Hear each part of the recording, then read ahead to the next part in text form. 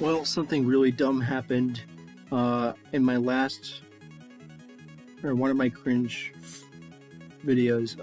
I think cringe 6. Let me see the number. Cringe 6.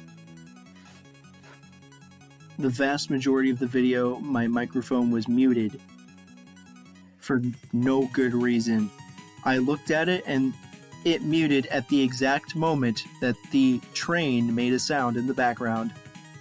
And then, apparently, my computer was like, guess what? Because it made that loud sound, your microphone is now muted for the rest of the video. Thank you for that. That's so dumb.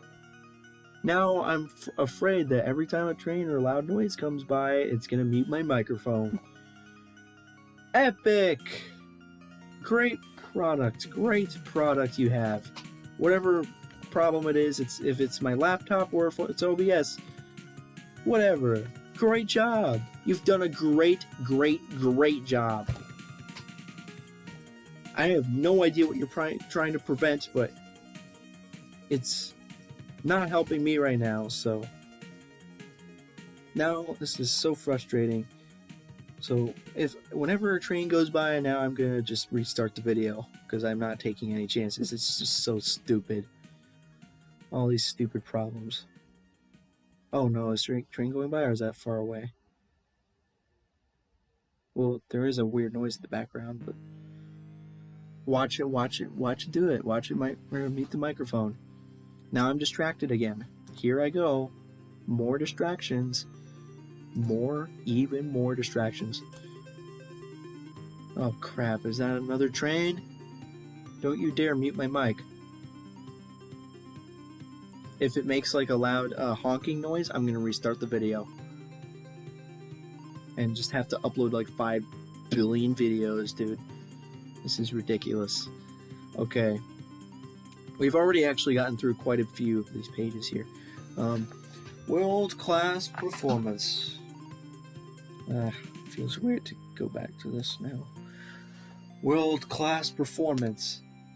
Measurement systems. Businesses respond to increased competitive and marketplace pressures by developing and maintaining a distinctive competitive advantage, which creates the need to develop effective performance measurement systems linking firm strategies and operating decisions to customer requirements. An effective performance measurement system should consist of the traditional financial information for external reporting purposes, along with tactical level performance criteria used to assess the firm's competitive capabilities.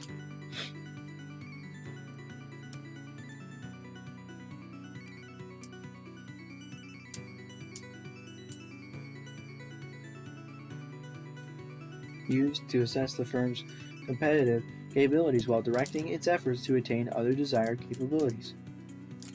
In short, good performance helps firms attain their goals.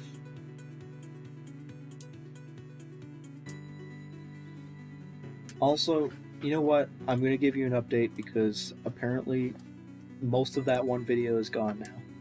I guess I already gave you the update in the last video, but I'll just give you a quick rundown of what happened here still. I started studying at 11 a.m. on Thursday. It took me 3 hours to complete studying the first chapter. And then every chapter after that, I figured out a new strategy, and now I can do every chapter in about an hour, or maybe 2 hours if I'm really slow. But at least it's not 3 hours. I have a total of 15 tasks to complete, 10 chapters, 4 PowerPoints, and then reviewing everything. The only major break I took, starting from 11 o'clock, the only major break I took was to eat dinner and drink a ton of coffee in an attempt to keep myself awake. The coffee has actually helped me stay awake.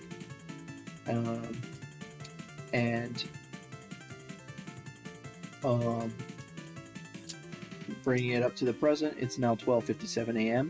So that means I've basically been studying for 14 hours, not including eating dinner, and also not including all the downtime.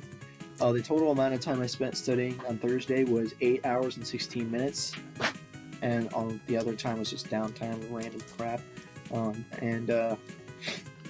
So I've completed. So now I've completed 5 chapters, 5 chapters of the supply chain. Also, I forgot. Well, did I mention 6 chapters of supply chain? I need to finish 6 chapters of supply chain, 4 PowerPoints for supply chain, and 4 chapters for global business, and then reviewing everything. So far, I've completed 5 of the supply chain chapters. I'm on the last chapter. My strategy for going through is reading the first sentence of every paragraph and focusing on the key terms. My strategy for reviewing everything will be to read the definitions of the key terms and read whatever I can collect other important information on this Word document or in snapshots of stuff. There you go. The music we're listening to is Toho soundtrack. At first, we just listened to the ones I normally listen to, which were 2, 4, 5, 6, and 8. Then we started over and started at 1, and we're going through all of them. And we've gone through 1 through 4. We're on 4, and we're gonna keep going up 1 by 1, and that's it. That's the update. That's it. Also, oh yeah, I totally forgot. The tests are over supply chain and global business, and they're both at the same time because of weird scheduling crap. They're both from 1 to 250. One of the global business one is 90 questions, and the supply chain one is 45 questions. And I'm going to try to do both at the same time. Well, not at the exact same time. I'm going to do one and then the other as fast as I can, so I can get through it in the time frame that's allotted. And that'll be that. That'll be the end of the semester. And my goal for both of these is to end up with a overall grade of over 90%.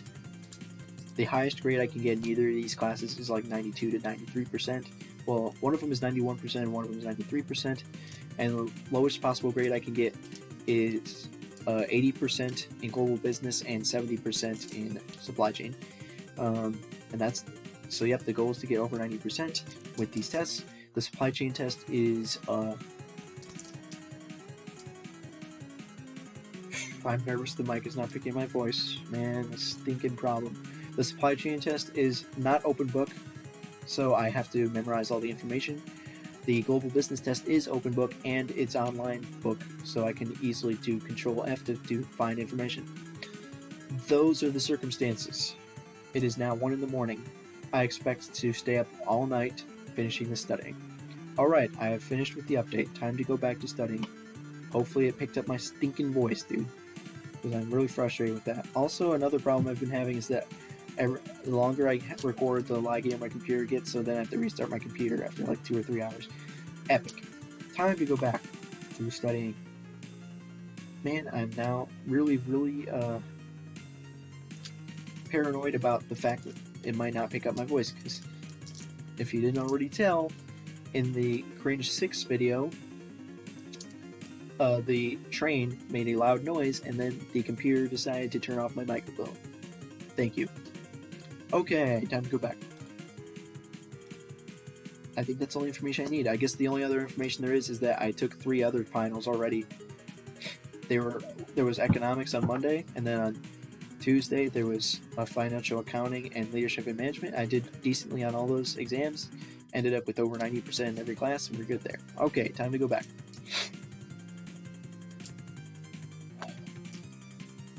Businesses respond to increased competitive and marketplace pressures by developing and maintaining a distinctive competitive advantage. Yeah, I already read that. An effective performance measurement system should consist of the traditional... Yeah, I already read that. Okay.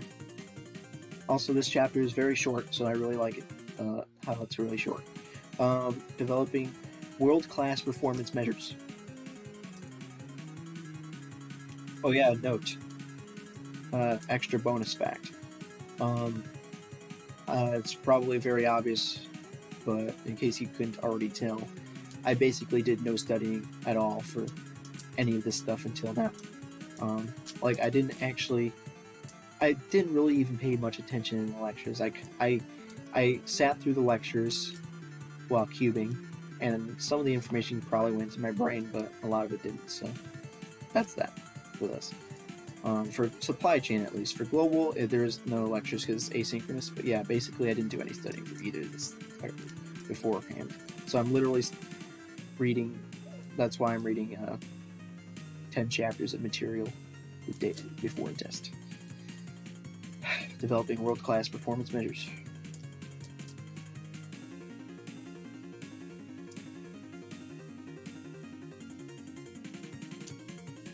Developing world-class performance measures. Creating an effective performance measurement system involves the following steps. Are we going through all the steps in detail, or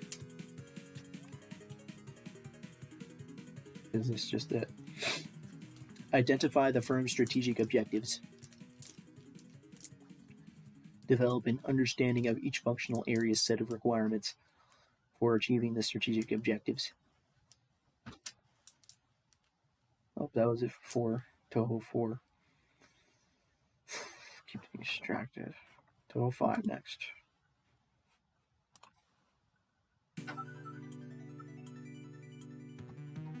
Also, it's pronounced Toho, even though it doesn't really look like it. Some people pronounce it wrong in comments. They literally spell it as 2H, the number 2, and then HOU, as if it's pronounced two or something. No, actually, some people spell it as the number 2 and then HU. Tuhu? Really? No, it's Toho. Get your pronunciation correct. I used to pronounce it Tohu, but that's not correct. It's Toho. Sounds so weird. Why do I always be distracted? Develop an understanding of each functional area's set of requirements for achieving the strategic objectives. Design and document performance measures for each functional area that adequately track each required capability. Assure the compatibility and strategic focus of the performance measures to be used. Implements the new performance monitoring system. Identify internal and external trends likely to affect firm and functional area performance over time. Periodically reevaluate the firm's performance measurement system as these trends and other environmental changes occur. In this way, world-class firms establish strategically oriented performance criteria among each of their functional areas using the categories of quality, cost, customer service, and perhaps sustainability, and then revisit these measures as problems are solved. Competition and customer requirements change, and as supply chain and firm strategies change. For instance, in San Diego, I don't care about examples. Table 14.1 lists a number of world-class performance measures that might be used in different functional areas of the firm to satisfy strategic enhanced value of the firm's products and services, increase customer satisfaction.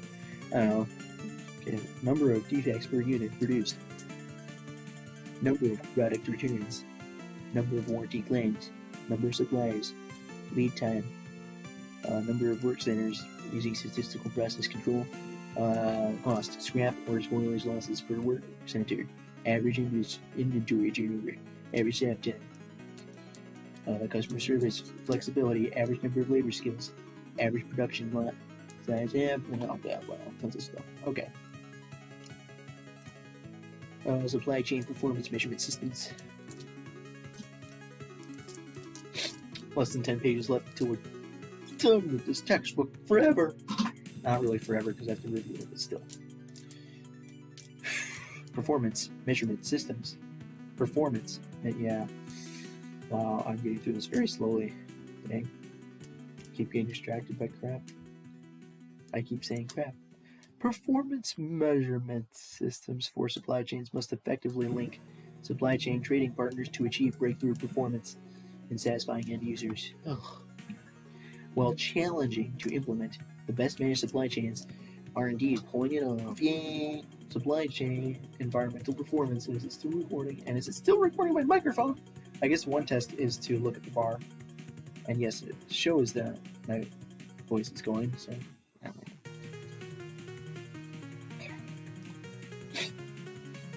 supply chain environmental performance. Environmental sustainability has been a recurring theme throughout this textbook, and as consumers, governments, and business leaders begin to address the need for protecting the environment and reducing greenhouse gas emissions, the demand for products and services will change, along with regulations impacting how supply chains operate. Green supply chain management is the objective of an effective supply chain environmental performance system. The design of an effective green supply chain performance system should be discussed by all. The design of an effective green supply chain performance system should be discussed by all key supply chain members.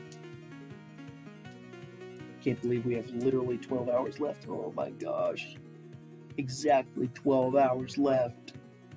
The design of an effective green supply chain performance system should be discussed by all key supply chain members and be compatible with existing performance monitoring systems. Today, software is available.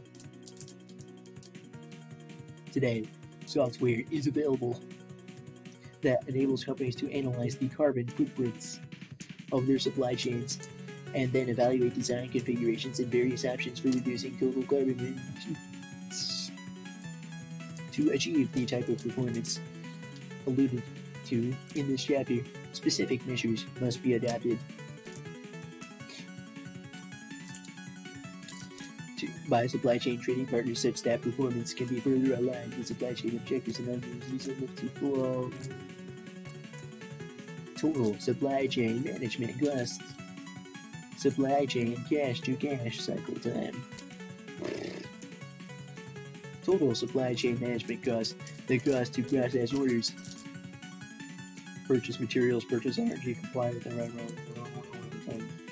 supply chain cash to cash cycle time, the average number of days between paying for raw materials and getting paid for product for supply chain trading. Supply chain production flexibility.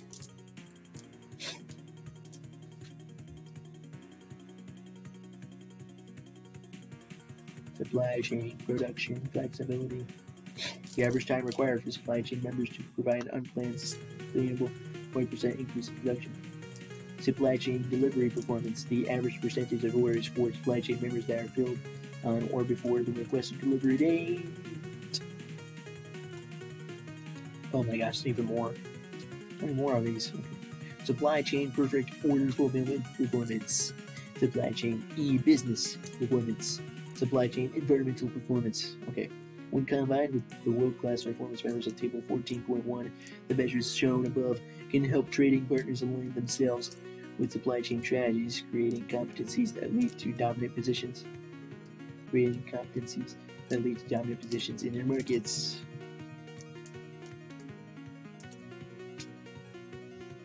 Oh yeah, that's right. I talked with the voice the entire time.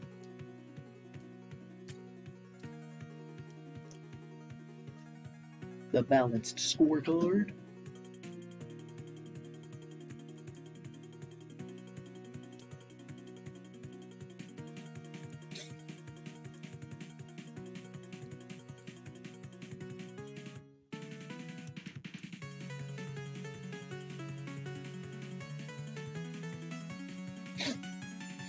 The balanced scorecard.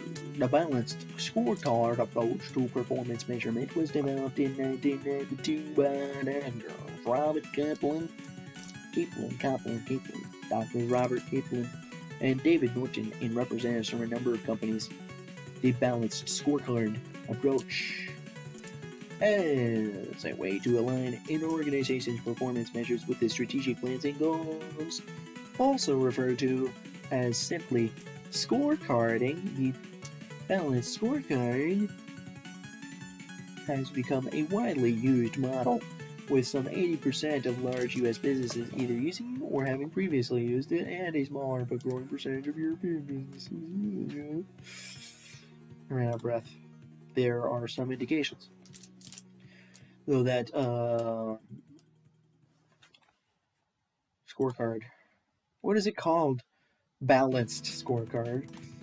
Balanced scorecarding use can become problematic, expensive, and even unsuccessful. Nevertheless, the balanced scorecard is widely used in helping organizations track performance and identify areas of weakness. The framework consists of 4 perspectives: the financial perspective, blah blah blah, the internal business process perspective, the customer perspective, and the learning and growth perspective. These perspectives are all linked together using performance measures within each of the 4 areas. The process of developing a balanced scorecard begins with defining the firm's strategy. The balanced scorecard can also be utilized. Okay, and then it's a bunch of random crap. Thank you for that. The balanced scorecard can also be utilized by firms in a collaborative supply chain setting by expanding the internal perspective of the scorecard to include interfunctional and partnership perspectives that characterize the supply chain. Balanced scorecards are being used in the government and healthcare sectors too, with many positive outcomes. Web-based scorecards. Today, a number of software applications are available to help design scorecards, which link via the web to a firm's enterprise software system. Web-based balanced scorecard applications are sometimes referred to as performance dashboards.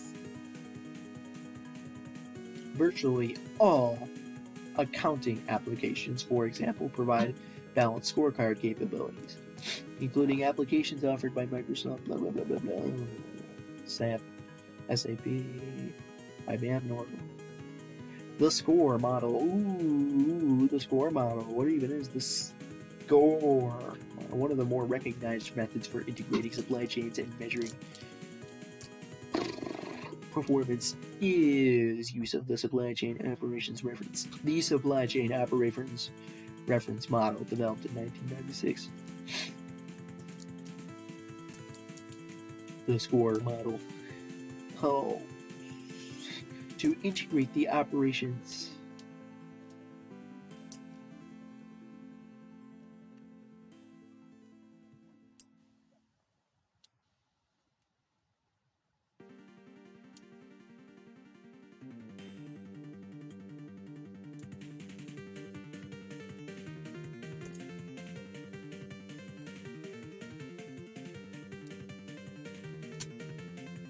The score model helps to integrate the operations of supply chain members by linking the delivery operations of a seller to the sourcing operations of a buyer.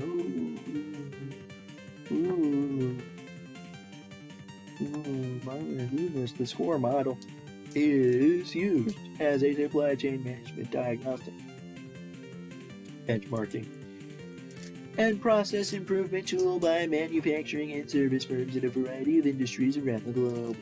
The score model separates supply chain operations into 6 process categories: plan, source, make, deliver, return, and enable.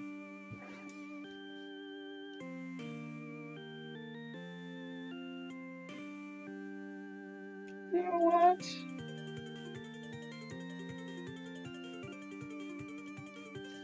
Oh, I think they might include this. I'm mistaken. That could possibly happen. Very, very.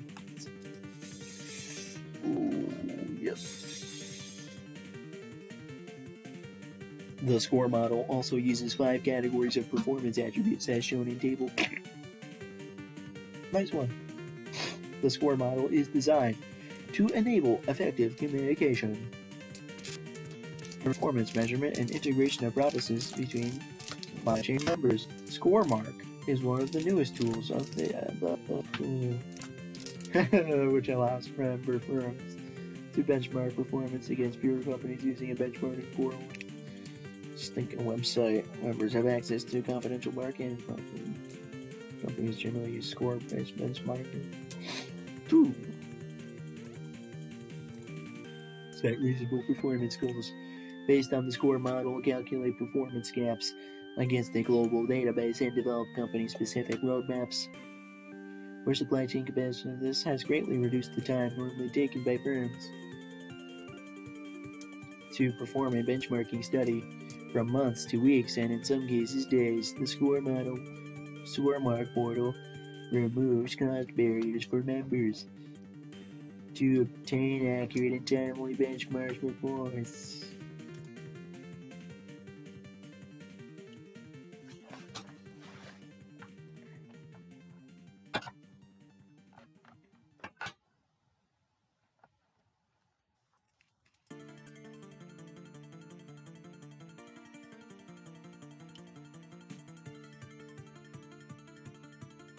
Amazing. Nope, I am not Jesse Lee Peterson. We have finished reading these 2 chapters. Oh, that took a long time. That took forever. That took such a long time. I'm not really even done because I have to review the key terms and whatever other stuff I wrote down, but maybe I should just skip all the stuff I wrote. I don't want to mess up the test. That's the goal here. I have a very high standard for this test. I need to get above 94% on this test, otherwise I won't get above 90 in the class. Did I mention that? Well, I did. I mean, was it even picked up by my microphone? Am I even being recorded by my microphone at this point in time?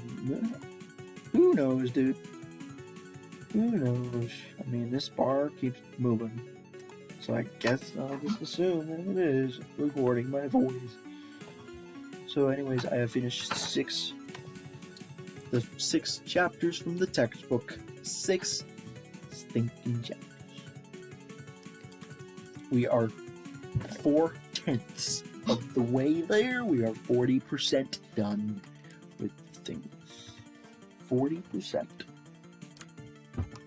So now what we are going to do is go to the PowerPoints. So double check which ones there are that we need to do. They're all basically in order out here. All down here. They're all at the bottom. They're literally at the bottom. We have change management, mass customization, next generation thinking,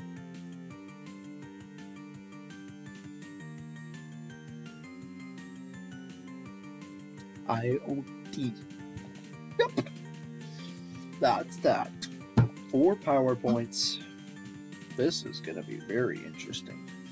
Very, very interesting indeed.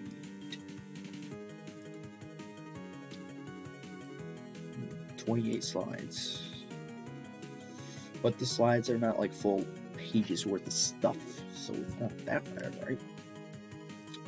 I'm not going to download these. I'm just going to read them on here. I don't know. Maybe I could extend this thing down.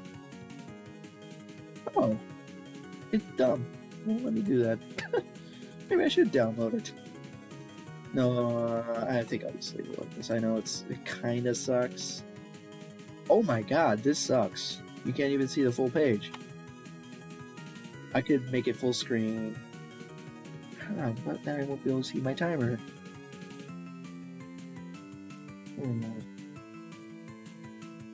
If I zoom in or zoom out a bit, you can see the whole slide on one page. But then again, that would make the text really small. Let me just test it out. Oh, it won't let me zoom out. This is annoying, dude. I don't want to download every single one. There's only 4 PowerPoints. Who cares? I'll download it. Oh wait, it'd be full screen then if I download it. Oh boy. Fine, I'll just do this. This is dumb. Alright. But since we finished the 6 chapters, I guess we get break to Q.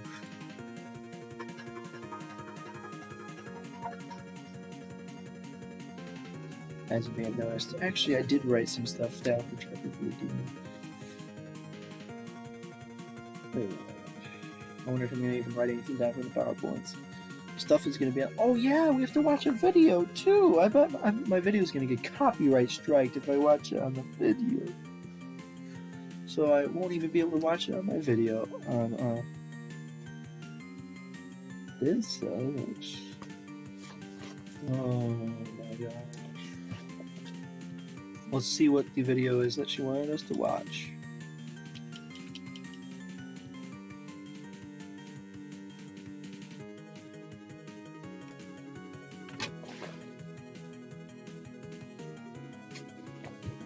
Crap.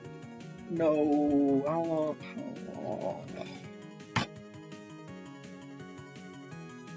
It's gonna take forever to find her email. Wait. Might be here. Nope.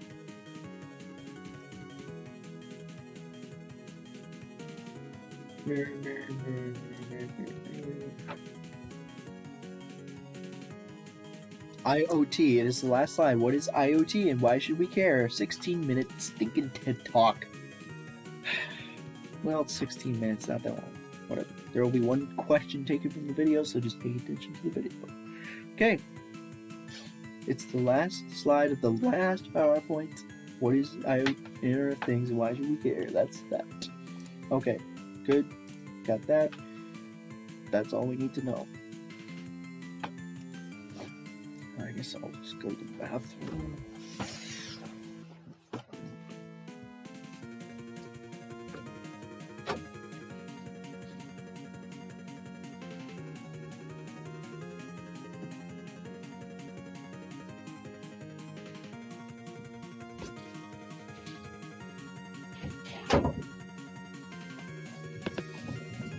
Someone's in the bathroom.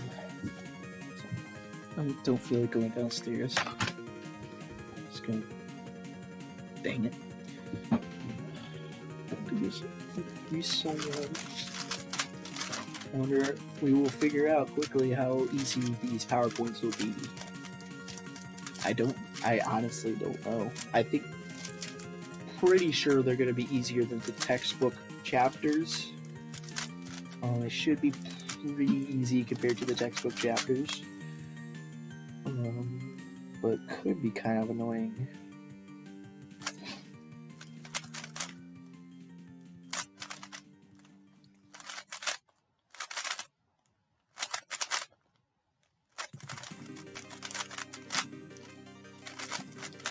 $124. Well, it's not technically happened yet. I haven't stayed up all night yet. It hasn't actually happened. It may still happen. Well, let's see. 12 whole hours. We still have 11 and a half hours. But still have 11 and a half hours left. Man, I just hate that. I feel like I get paranoid that it's not picking up my voice. That has literally never happened before. I can't really remember if that has happened. I'm pretty sure it hasn't happened. Where it just randomly turns my microphone off because of the current train.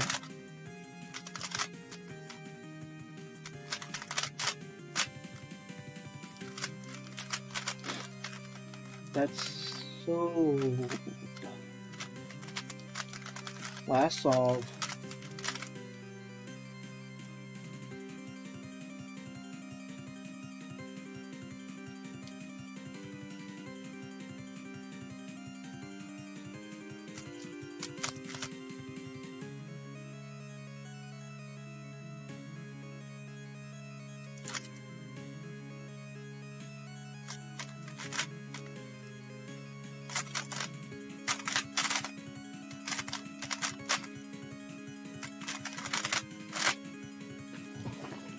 Let's see, how are these PowerPoints going to go?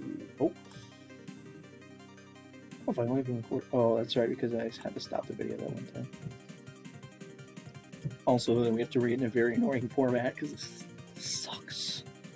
This sucks, dude. This is the most annoying thing on earth. This sucks, dude. Alright, pain is temporary. What? Change management.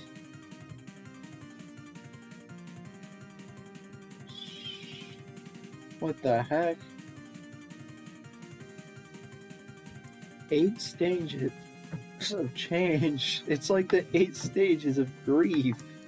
Shock, denial, anger, frustration, acceptance, practice, realization, and integration. That'd be funny if, like, one of the questions was like, which of the following is not one of the stages of 8 stages of change? Well, let's just read it through a couple times. Nope, just one more time. Shock. Oh my gosh, we're changing. Oh, no. No, I'm not acting out every single one. Shock. Denial. Denying the change. being angry at the change. I don't know how to memorize. I'm not going to memorize these. Frustrated at the change. That's the same thing as angry. What the heck? I guess it's a little bit less than angry. And then you accept the change. Well, why is that not the end of the change? Okay, accept the change, and then you practice it. And then you realize the change, and then you integrate it. What the heck is this? Change. Change occurs when... I don't even remember going through this in class. Change occurs when an organization moves from its current state of operation to a desired future state. No. What? Oh, here's a ginormous slide. Reasons why organization change. Crisis. They can change because there's a crisis, so you need to change after the crisis. There's a performance gap, so you need to change. New technology, so we need to change because there's new technology. Yes, because I'm just saying we need to change after every single word. Competitiveness.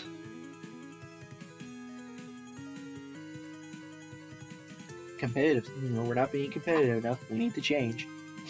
Reaction to internal and external pressure. Ooh, there's pressure.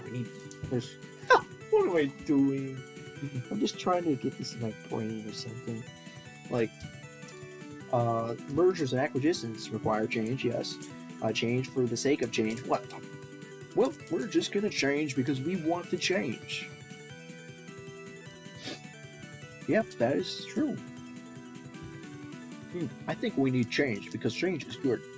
Sounds good. Well, this change sounds good, so let's change. Planned abandonment. Yeah, actually, I do remember going over this part in class. Planned abandonment?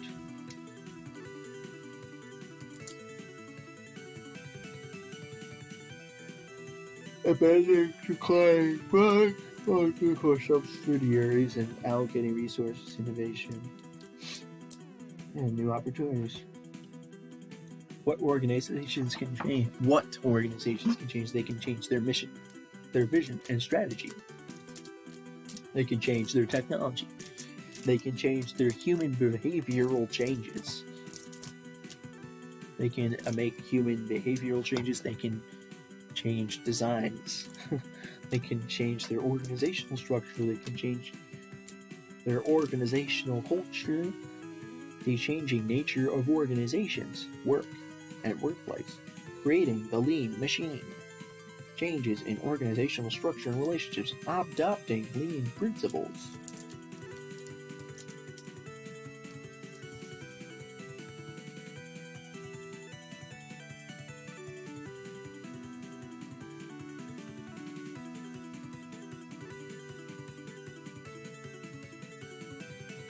I am heavily considering just skipping the review part and just taking the test without reviewing. Creating the lean machine, changes in organizational structure and relationships. Because, think about it, how many terms am I going to have to go through? It's going to be ridiculous. I don't know how long it'll take. Plus, going through the entire Word document. Plus, somehow... I don't know, man. 13 pages, that's not that many, but... Creating the lean machine. Adopting lean principles improves the efficiency of internal processes with a goal of eliminating waste and defining customer value. These changes have been supported and enabled by transformations in information and communications technology, especially the internet and mobile computing and communications devices.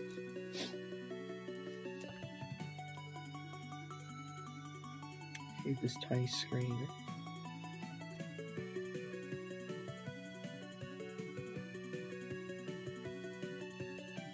The changing nature of work, organizations, work, and workplace. Key organizational changes.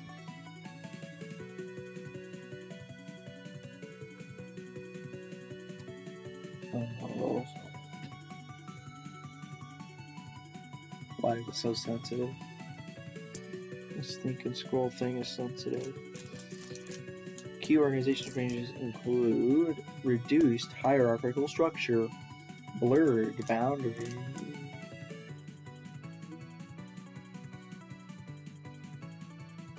teams as basic building blocks, new management perspective.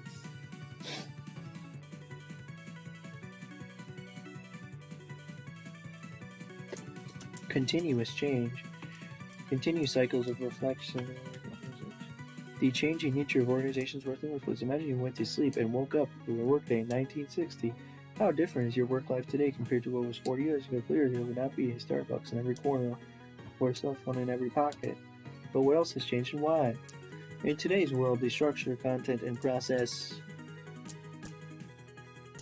In today's world, the structure, content, and process of work has changed. Work is now more cognitively complex, more team-based and collaborative, more dependent on social skills, more dependent on technological competence, more time-pressured, more mobile, and less dependent on geography, more focused on identifying value from a customer perspective, more tuned to dynamic competitive, more tuned to dynamic competitive requirements and strategy, less likely to provide lifelong careers and job security.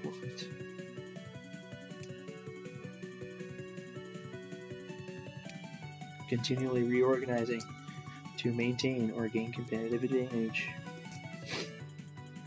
The changing nature.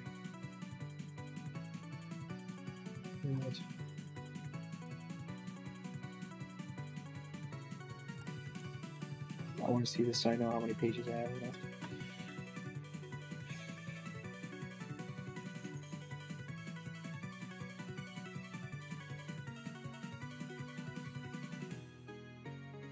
The changing. How work is changing for individuals and groups. Over the past 2 decades, a new pattern of work is emerging. A new pattern of work is emerging as the knowledge economy realizes the full potential of both new technologies and new organizational models. The changes fall into the following domains: cognitive competence, social and interactive competence, the new psychological contract between employees and employers, changes in process and place. Cognitive competence. Increased complexity of work. Continuous competency development. Different ways of thinking. Social and interactive competencies. Good social skills are necessary for teamwork and collaboration, relationship development and networking, learning and growth. The new, oh my gosh, that's a lot of words. The new psychological contract.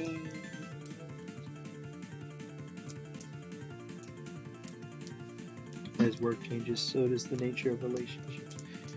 The new work context focuses on competency development, continuous training, work-life balance. In contrast, the old psychological contract was all about job security and steady advancement within the company. As already discussed, few workers expect or desire lifelong employment. As job security declines, many management scientists see the following: corporate indifference,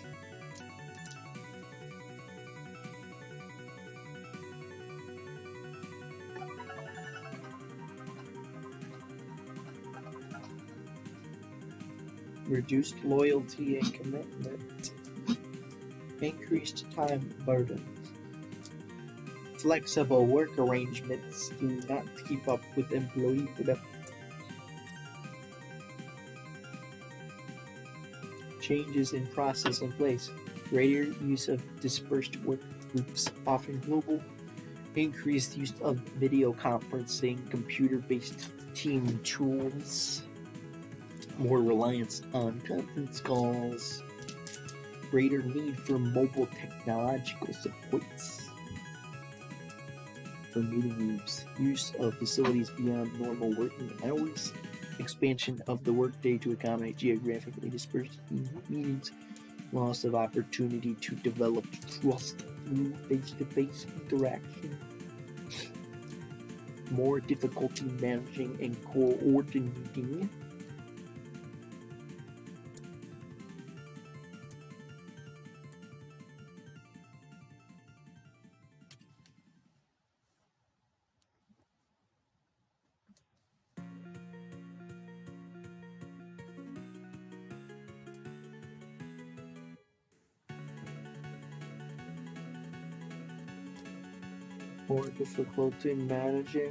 and coordinating, very high dependence on technological reliability,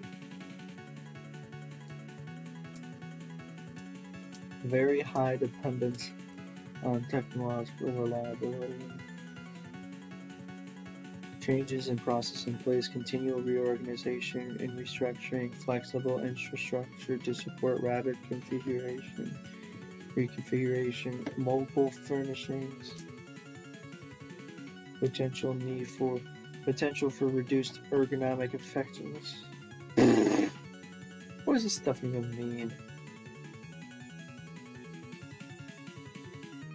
Reduced costs, more efficient space use.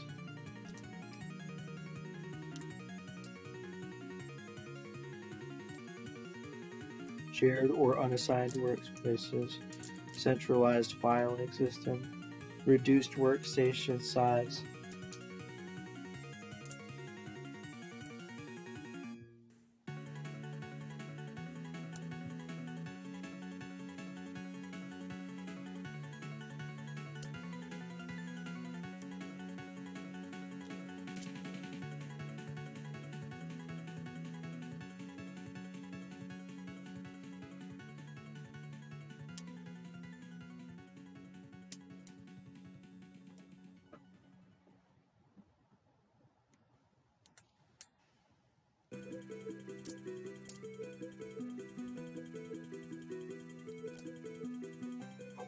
Reduced workstation size and increased overall densities,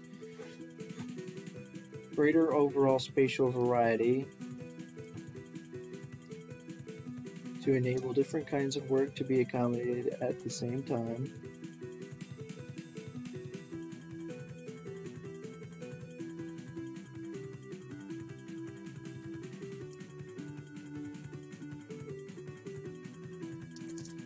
Increased distractions and interruptions, increased noise may meet with employee resistance. More difficult for paper-intensive work. Built to last, world-class companies.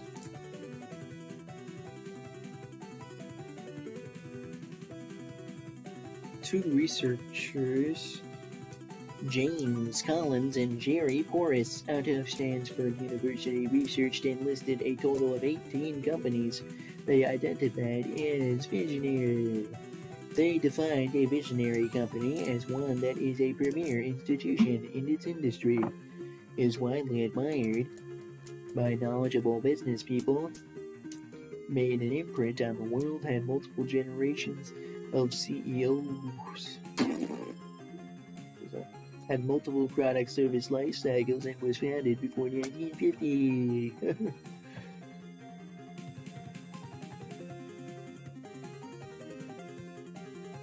Characteristics of world-class companies. Creating and managing change. Being world-class requires application of best and latest ideas. Having the ability to operate at the highest standards anywhere and anytime. Becoming the very best at what you do, striving for world-class excellence, create high-value products, and apply more effective and competitive organizational strategies, structures, processes, and management of human resources. Essential characteristics of enduring great companies. Believe, express, and live strong core values.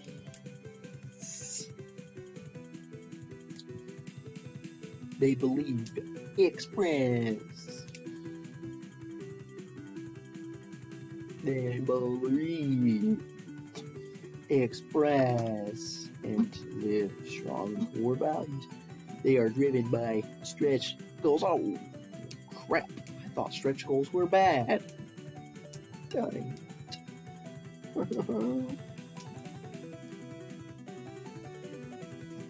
Change.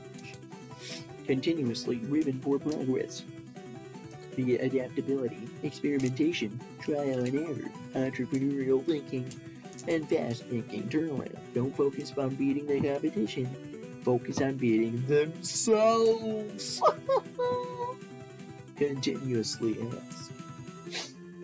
Continually ask, how can we improve ourselves to do better tomorrow than we did today? Underneath all these actions and changes, the core values and vision remain steadfast and uncompromised. World-class leadership. Wait, are they listing companies now? 3M. Innovation. Thou shalt not kill. A new product idea. Absolute integrity. Respect for individual initiative and personal growth. Tolerance for honest mistakes. Product quality and reliability. American Express. Great customer service. Worldwide reliability of service. Encouragement of individual initiative. Boeing. Being on the leading edge of innovation. Tackling huge challenges and risks. Product safety and quality. Integrity and ethical business. Eat, breathe, and sleep the world of aeronautics. Oh, duh, that's your job. What the heck? Oh. Otherwise, you'd be out of business unless you did something else. Sony, innovative. Being pioneers, not following others but doing the impossible. Respecting and encouraging each individual's ability and creativity. Walmart exists to provide value to their customers. Swim upstream. Buck conventional wisdom. In partnership with employees. Work with passion. Commitment and enthusiasm. Run lean. Pursue ever higher goals. Walt Disney. No cynicism allowed. Fanatical attention to consistency and detail. Continuous progress via creativity. Dreams and imagination. Fanatical control and preservation of Disney's magic image. Fulfills goal of bringing happiness to millions and celebrates, nurtures, and propagates wholesome American values. Nice. As a promise, becoming world class, shaping your own future. My voice has been very exaggerated. As a prospective employee, how would you shape your own career in supply chain? What should be the goals of your revolution? What type of high personal standards? Don't just settle for mediocrity. Oh, that's hilarious. And here I am, sitting here reading 14 chapters before the day before the test. This is so...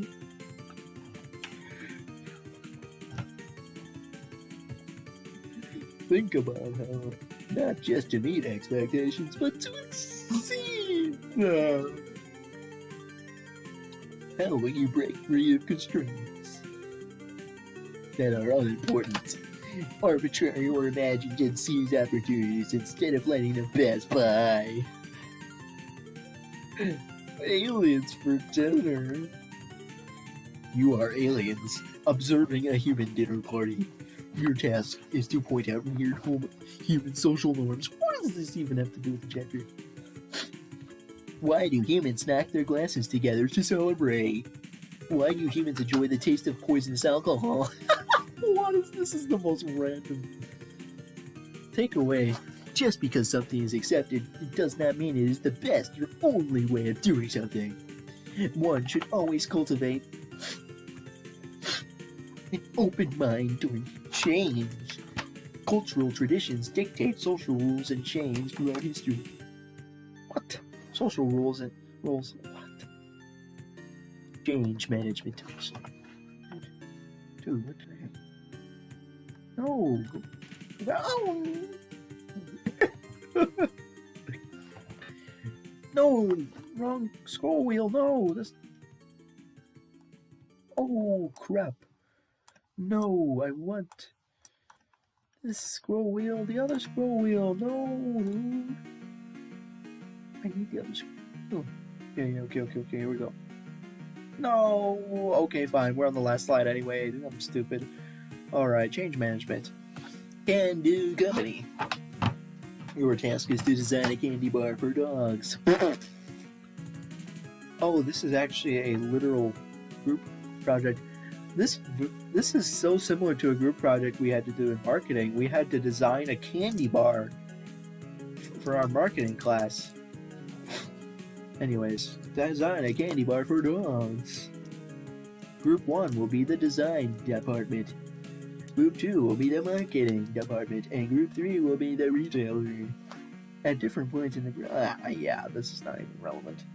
Takeaway: getting used to and adapting to change is not always easy. Oh, that was funny. I don't know why, I just kind of got into it near the end of the PowerPoint there. Hey, we're done with one. We're done with another one. 7. We're done with 7 things. We're almost halfway done. Whoa. Also, I'm heavily considering not doing the review. I'm very tempted to not do the review, man, but I know it's going to increase my grade at least a little bit if I do the review.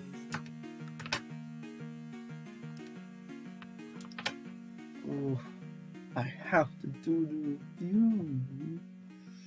Yes, I will still do it. It's going to suck, though. So many terms. So many terms. Such an incredibly amount. Just a huge amount of terms to do. So many terms. A ginormous amount of terms. But anyways, we're done with 7. We are done with 46% of the project. 46%, we're almost halfway there. Alright, I guess now's a good time to go to the bathroom. I had to go to the bathroom earlier, but then someone else was in the bathroom. Oh, I like this song, dude. I love this song. We'll go back to the previous song and then go back to this song. 46. What is this one? Shinky. Okay. Remember, go to that other song. Still recording. Yeah. Yeah, I'm still paranoid about my voice not being heard. Anyways. Almost halfway.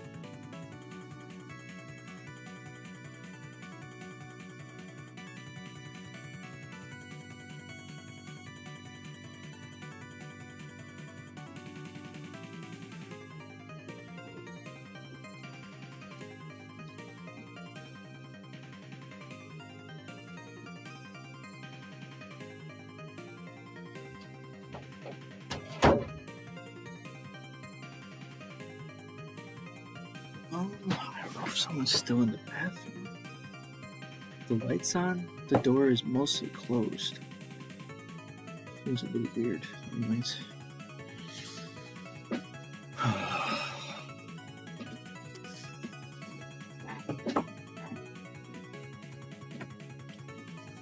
Stop the timer, right? So yeah, we finished 7 things. 46% of the way there. Okay. Obligatory salt.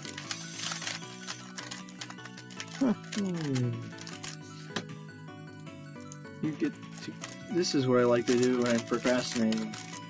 Just click on YouTube homepage over and over again. Let's see what we got for YouTube homepage now. You also get to see what types of videos I like to watch, which may or may not be embarrassing to admit which videos I watch and whatnot. Oh crap, I did that wrong, no. You know what, that's the last salt. Way to get our hopes up. Well, there's no more updates on the football game, so what would I often click on the Snapcube dubs. Those are hilarious.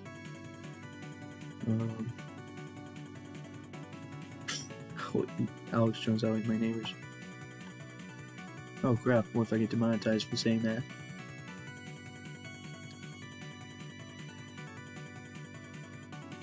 No, I'm gonna do... Wait, my videos aren't even monetized anyway.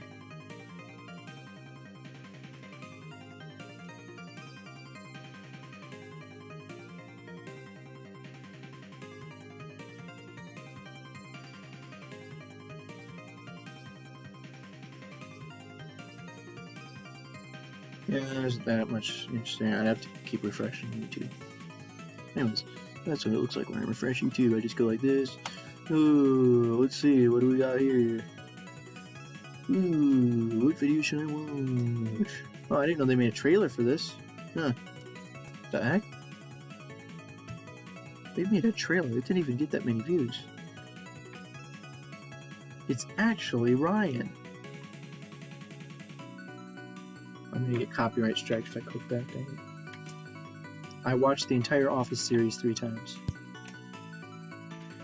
So that's probably why. Also, I'm subscribed to 2 Office channels. But anyways, he thought I could beat this, so I look forward to watching that one. Little GURPS. These videos are pretty fun. Let's subscribe. Okay. So yeah, that's it. We're done procrastinating now. Okay.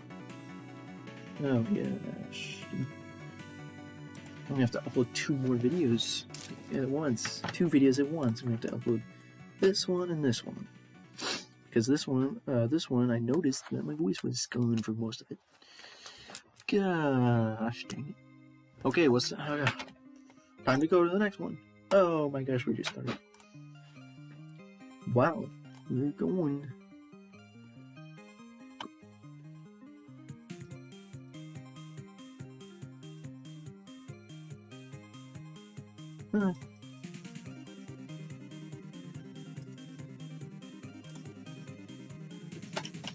So we did change management. Now we're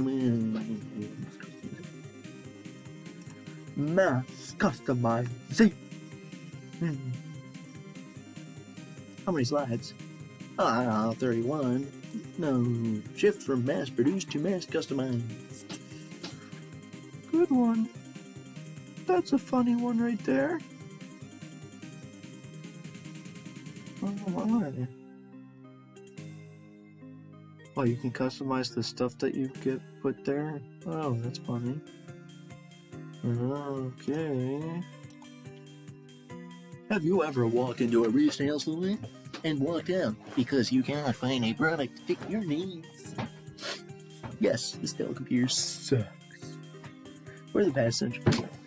The only reason it sucks is because of the lag after the recording. For the past century, we have lived in a mass-produced world.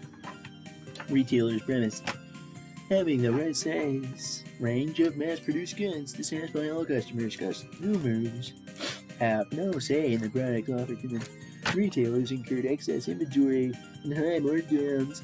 Supply chains followed a mass-produced process. The days of mass production are dwindling. A shift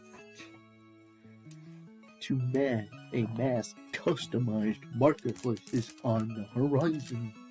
Imagine designing the next set of tennis shoes you purchase. Imagine ordering a pair of jeans based on your exact measurements. Imagine designing a pair of glasses through the use of a 3D printer. I've worn these same glasses for like 3 or 4 years. It's kind of funny. With the aid of technology and flexible, responsive supply chains, all of these activities are now possible. What is mass customization? Mass customization is the production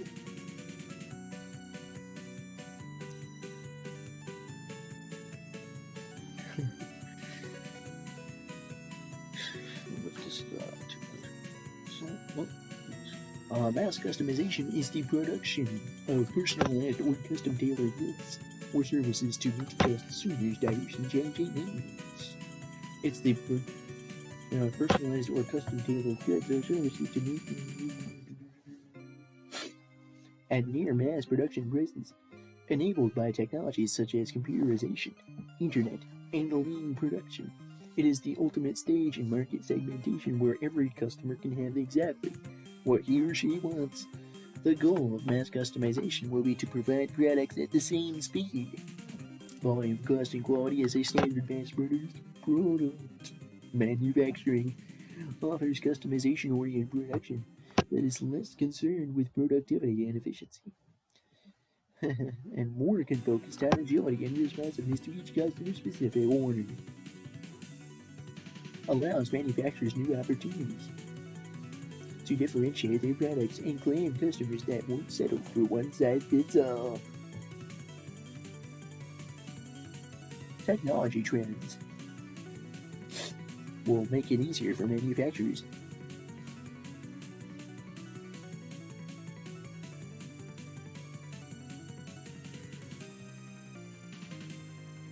Technology trends will make it easier for manufacturers to offer and meet consumers' demand for personalized products. Fourth Industrial Revolution and digitization of manufacturing will transform the way goods are made and eliminate some jobs. Factory of the past was based on cranking out zillions of identical products. Ford famously said that car buyers could have any car they liked, as long as it was black. Cost of producing much smaller batches of a wide variety, with each product tailored precisely to each customer's whims, is falling. Most jobs will not be on the factory floor, but in the offices nearby, which will be full of designers, engineers, IT specialists, logistics experts, marketing staff, and other professionals. Manufacturing jobs of the future will require more skills. Many dull, repetitive tasks will become obsolete. You no longer need riveters when a product has no rivets. Or whatever does that even mean? Digital factory of the future. Internet of Things. Smart factories. MIT's custom carpentry, led by robots.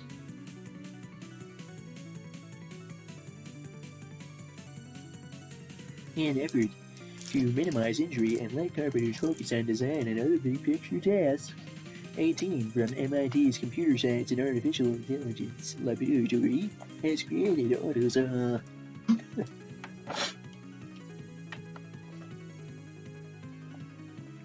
AutoSaw. What the heck was that voice? That was a weird voice. AutoSaw is a system that lets non-experts customize different items that can then be constructed with the help of robots. Future state of supply chain.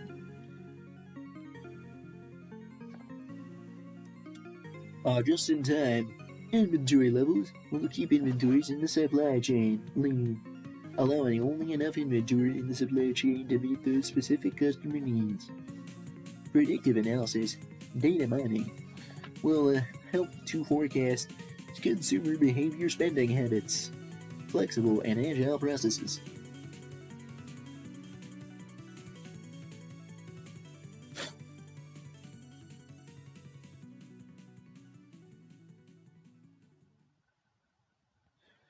That can react to customized production, spontaneous supply chain, production of one rather than many, shifting to a custom-only zero-stack, on-demand method of production and distribution. Costly, unsold inventory and surplus manufacturing is avoided. Drastically shorter production lead times, as there is no need to retool their manufacturing equipment, as they simply upload a new design file to produce a new design. Mass customization tools. The broadband internet makes it easy for consumers to access online customization tools. Customized jeans at Levi. Customized jeans, those would be nice. I am getting so fat from just sitting all day long, so I keep growing out of my jeans. Damn it. Manufacturing world order. Ugh, this is a long one. Manufacturing new world order. The rise of the point-on-demand model. Ah, dang it, long one. In the next manufacturing revolution.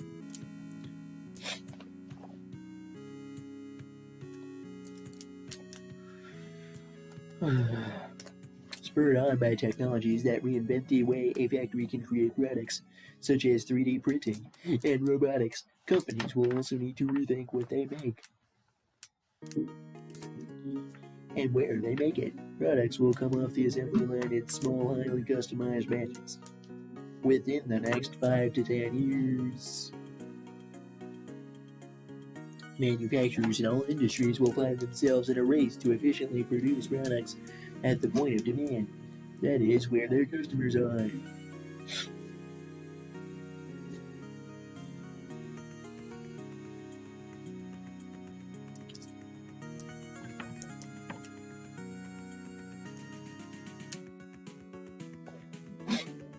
Manufacturers will also need to deliver those items when their customers want them and personalize to their customers' individual tastes.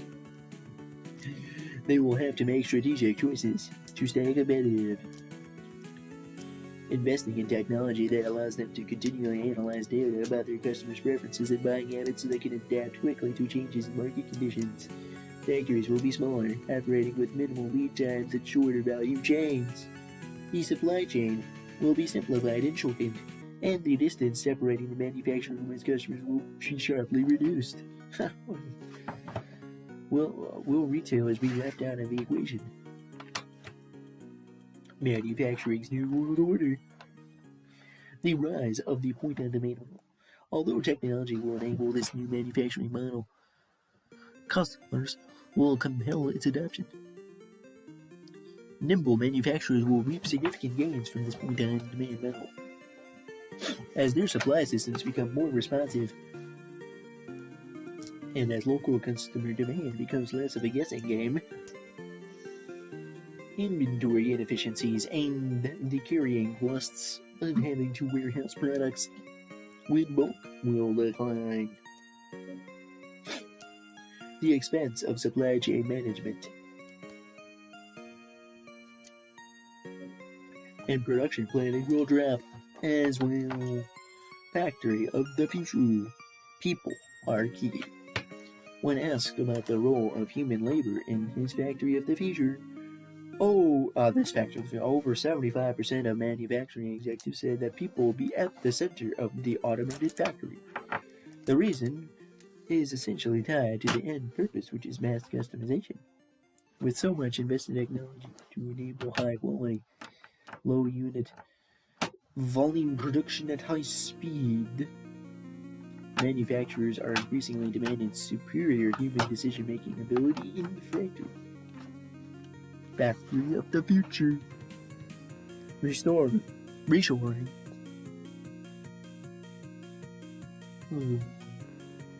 Back to the future. Reshoring, a study of manufacturing footprint designs.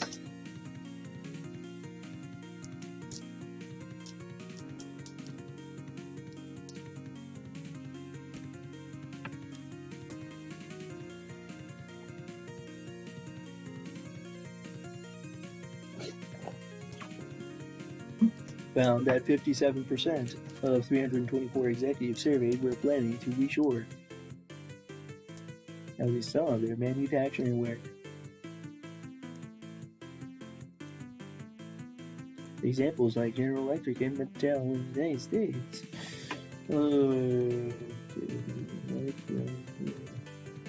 On-demand clothing.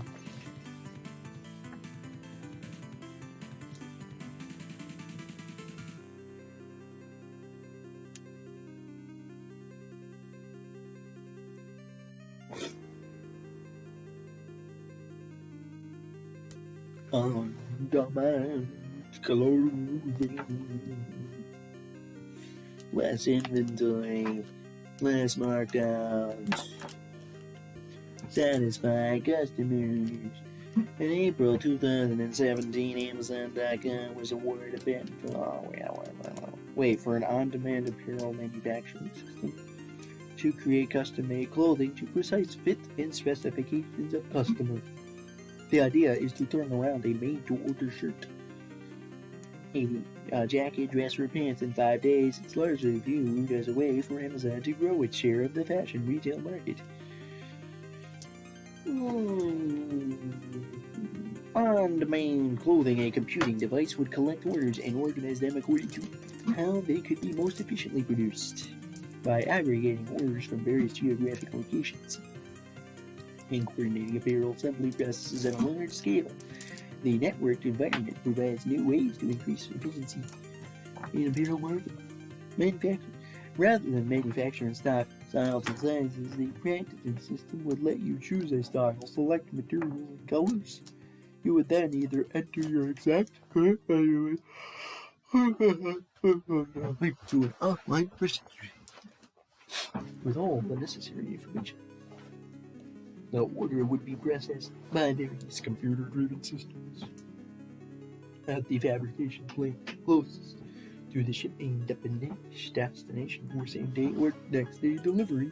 A textile printer would create the various fabrics needed. The fabrics would then be automatically fed over to a textile cutter,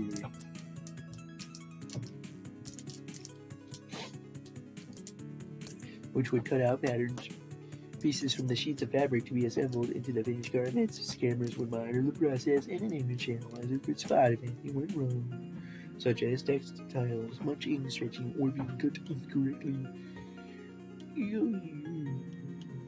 Garment design, 3D body scanning, generative design, taking size measurements via 3D body scanner app. Companies like 3D Look and Netlo are providing consumers with the power to virtually calculate body measurements with their advanced 3D mobile scanning apps. Oh wow. 3D Look can be integrated into a smartphone via application programming interface. Consumers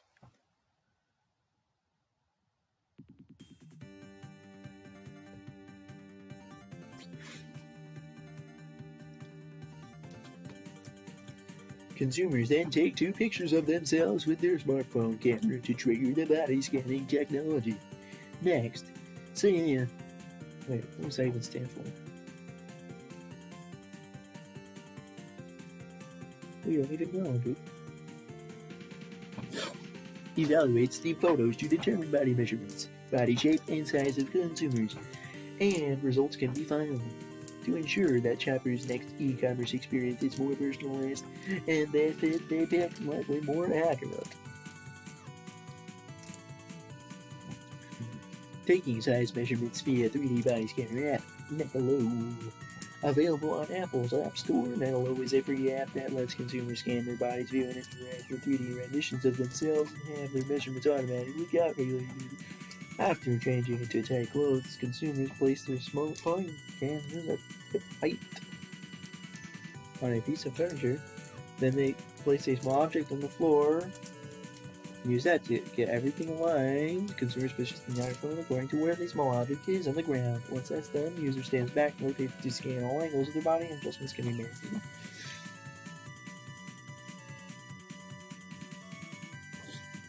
Ordering and printing patterns. The process starts when customers submit online orders. The patterns printed onto rolls of fabric or other material are arranged to reduce scrap.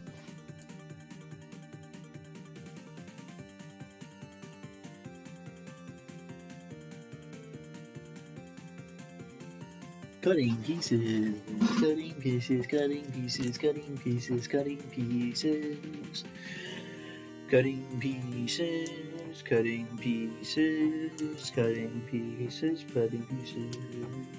A cut machine then carves out the various pattern pieces while cameras analyze them. Moving the pieces, a robotic arm with a mechanical gripper places all the pieces into a tote on the conveyor belt. Sewing and packing. The conveyor belt delivers the totes to a sewing station where an automated sewing machine stitches the item together. The items are then examined at a quality control station, packed up, and shipped to customers. Voice of the customer. Bad customer service.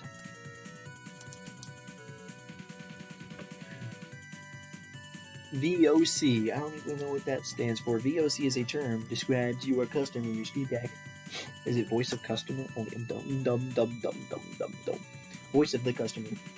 VOC. Is a term that describes your customer's feedback.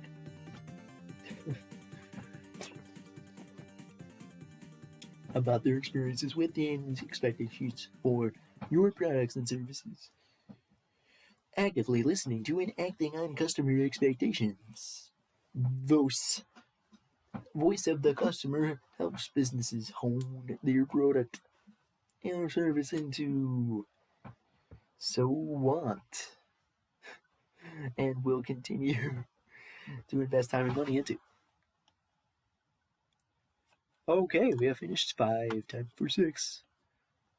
All right.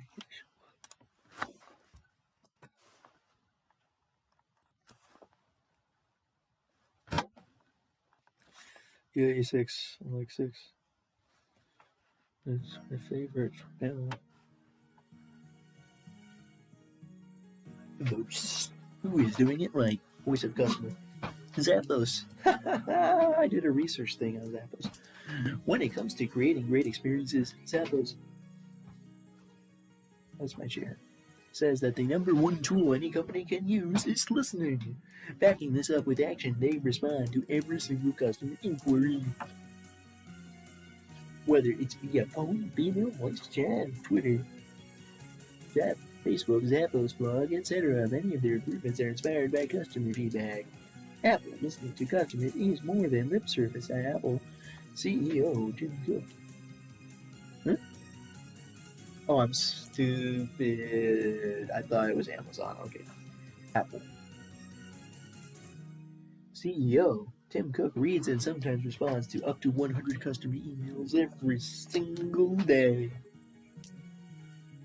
Really, the CEO does that? It's just a publicity stunt. That's why he's doing it.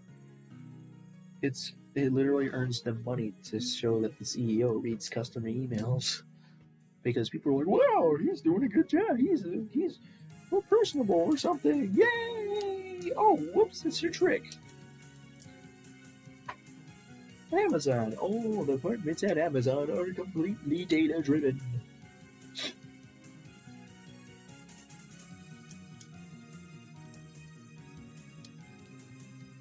Based on the successes and failures of the customer experience, CEO Jeff Bezos is a hands-on advocate for voice of the customer. driving it from the top. He is known for forwarding emails from unsatisfied customers to members of his team and demanding a fix within hours. Conclusion.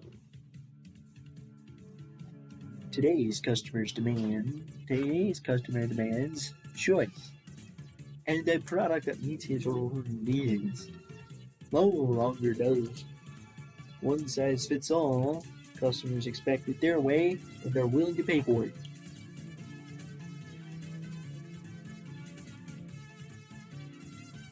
Voice of the customer. It's gonna be fun to watch this video, dude. Yeah. I'm gonna have to do it off the video. Not on the video that I'm recording. Cannot record it because of copyright issues. It's gonna be copyright striked and my video will be taken down. Knew it.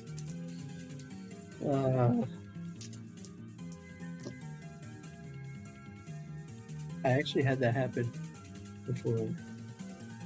Is that what made me be banned from YouTube streaming for 3 months?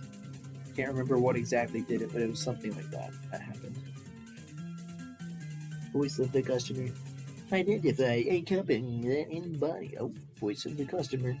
Identify a company that embodies the voice of the customer. Okay, that's just discussions.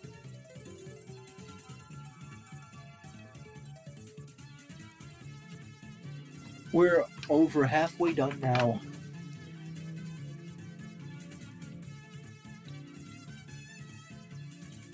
I mean, I'm just gonna keep going after this. I'm just gonna calculate this here. We are at 53% done. 53. It's already 2 o'clock though. It's so late.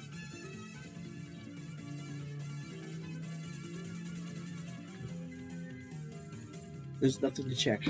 I don't need to check anything. What am I supposed to check? I'm on video. Video's fine. Except unless they got rid of my voice. Get it. So, yep, we're done with 2 slideshows. I have not taken any notes, and I don't feel like taking any notes anymore. I'm just reading it. We'll just see if it'll be good enough.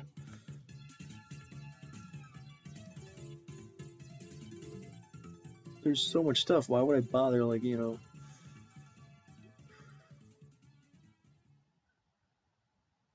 It would be good to review the terms, at least for the chapters. Next generation thinking, supply chain technology of 21st century.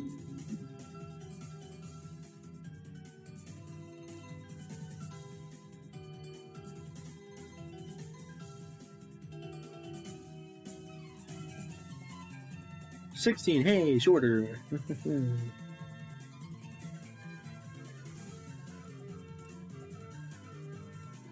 Harnessing artificial intelligence and understanding cognitive computing.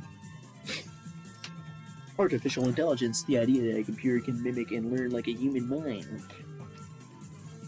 Possesses human characteristics such as the ability to reason, make decisions, discover meaning, generalize, or learn. In 1950, Alan Turing created the imitation game. The test determined if a machine was artificially intelligent. Turing's premise was if a machine could have a conversation with the human and trick the human into thinking the machine was a person itself, then the machine was artificially intelligent.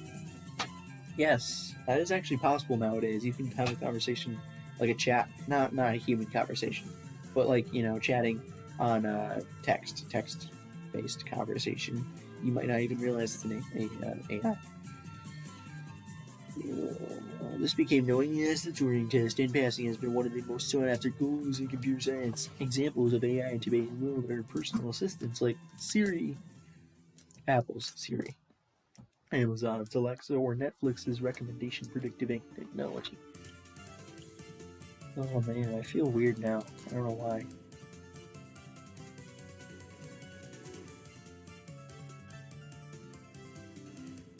I don't know what this feeling is. It doesn't feel like hunger. It doesn't feel like nausea. It feels weird. It just feels like a weird feeling. I don't know what it is.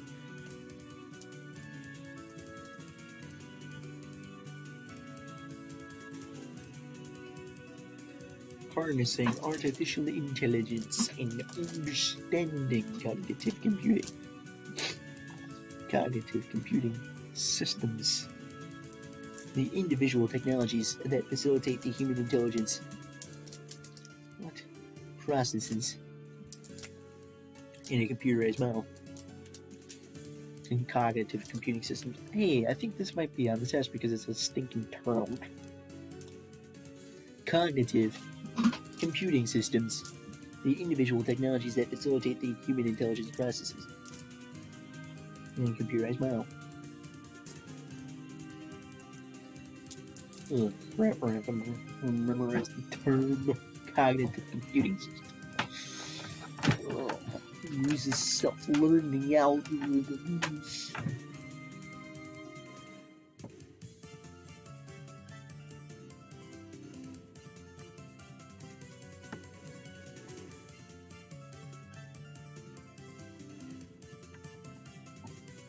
I have to still read through 4 chapters of Global Business, by the way.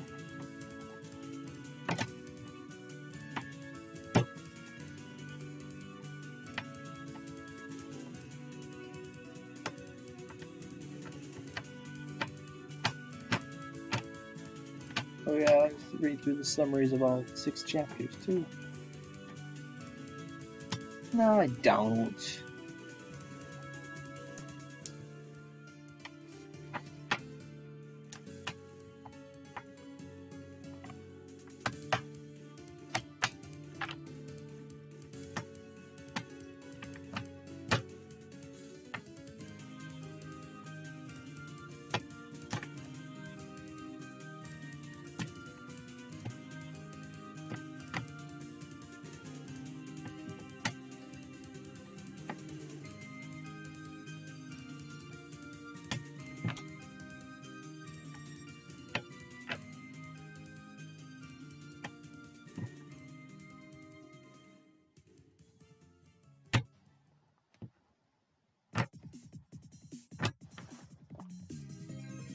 Uses self-learning algorithms, such as data mining, pattern recognition, and natural language processing to mimic the way a human brain works.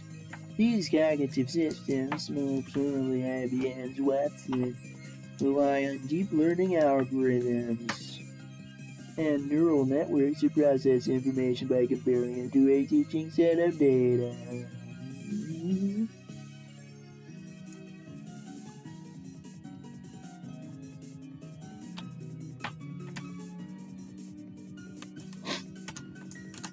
The more data the system is exposed to, the more it learns, and the more accurate it becomes over time. Its neural network is a complex series of decisions the computer can make to arrive at an answer. Predictive and advanced analytics. Advanced analytics.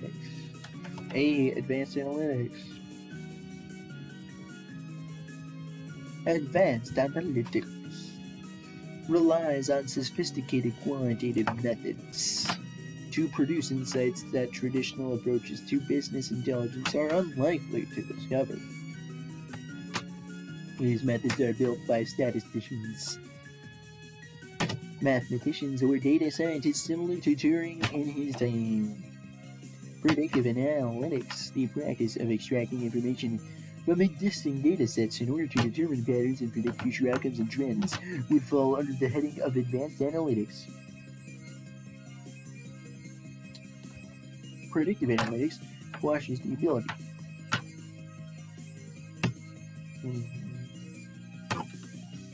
to make decisions that are data-driven, relying not on gut feel, but on hard-coded empirical data.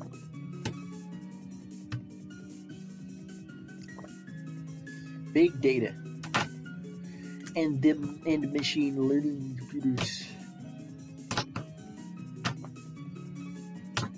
Big data, large data sets that may be analyzed using statistical methods to identify patterns, trends, and associations, especially relating to human behavior. Researchers at Berkeley University estimated that the world had produced about 1.5 billion gigabytes of information. Billions gigabytes in 1999. And By 2003, their study found that the amount had doubled in 3 years. Yeah.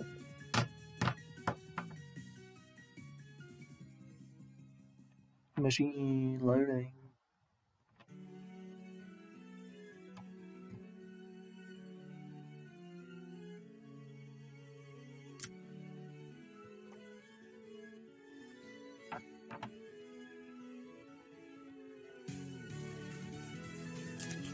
Machine learning.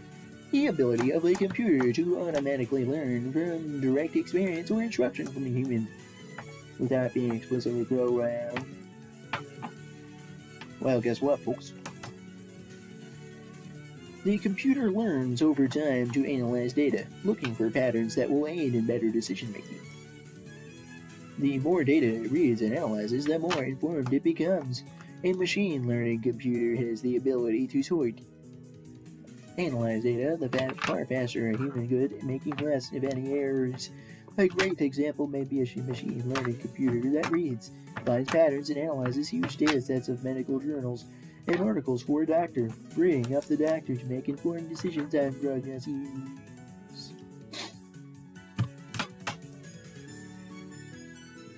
What is the Internet of Things? The Internet of Things is about connecting devices, sensors over the Internet, letting them talk to us and each other, and letting them collect data.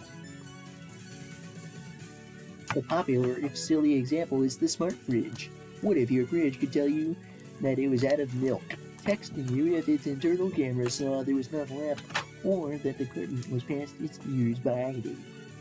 Devices, sensors, collect data for future analysis by a cognitive computer and facilitate data sharing that will impact the wider economy.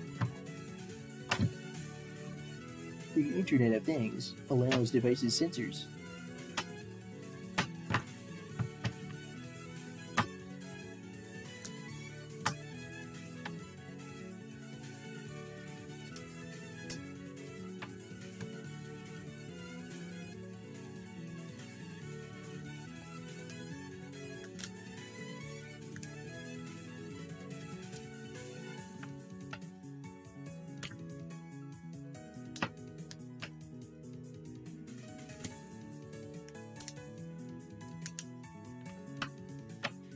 to communicate not only within their network, but across the different networking types, creating a much more connected world. A great example is a smart factory, where a machine centers on the assembly line to signal the next machine to start production when the first machine has completed a task. Predictions. Impact on decision-making. Analysis of big data will drive better decision-making.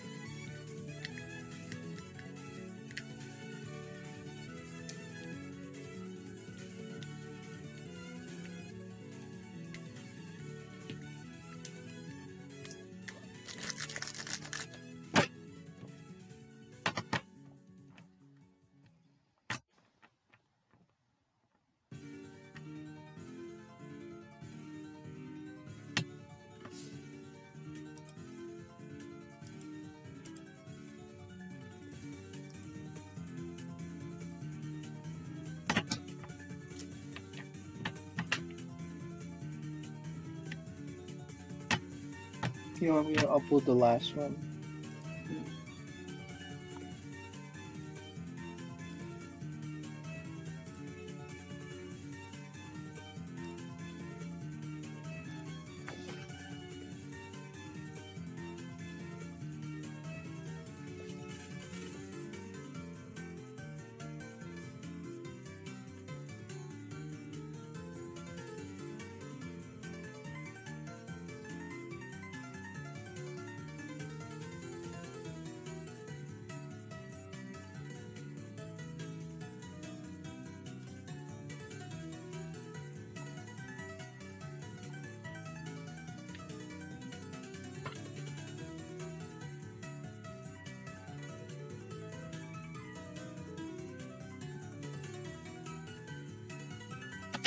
No.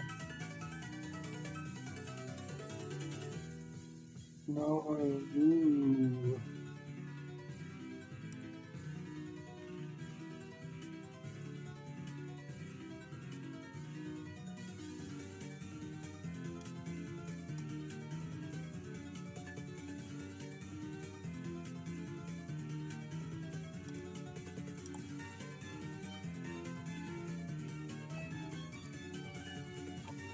Predictions.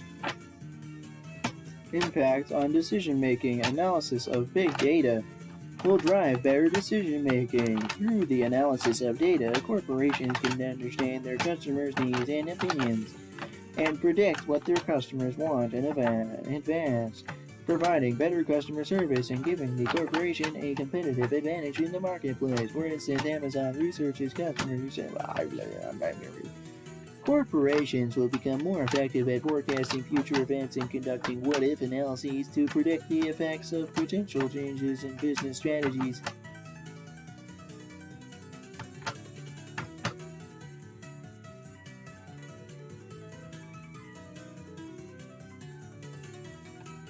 Access positive or negative connotations in any type of data and use the findings to make better business decisions. Predictions impact.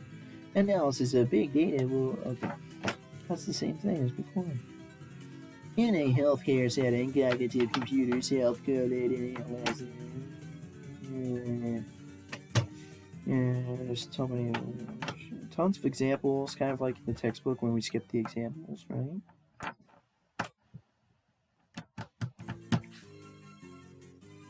How artificial intelligence will affect the supply chain.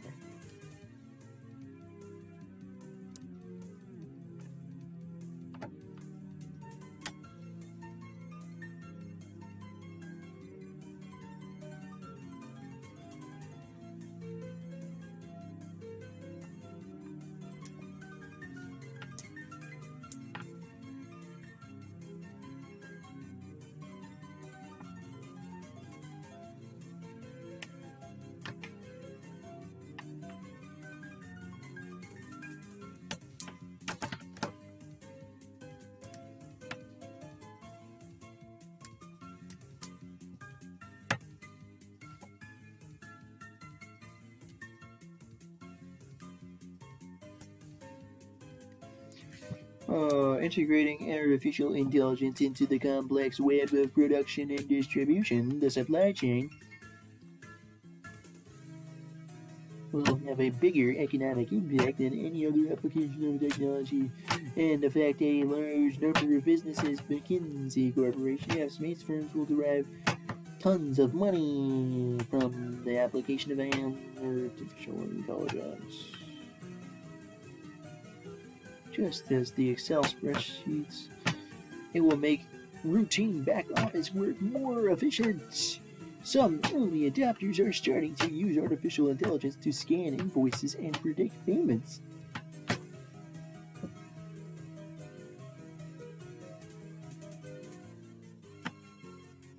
Artificial intelligence will be used to improve manufacturing through computer vision systems that can inspect products on assembly lines and spot flaws. Companies will also use artificial intelligence to predict when their equipment might fail.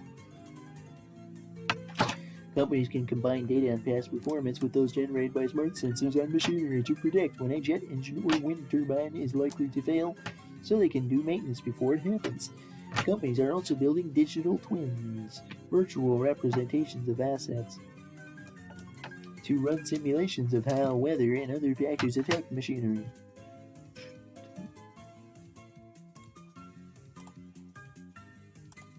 Done? Not quite yet.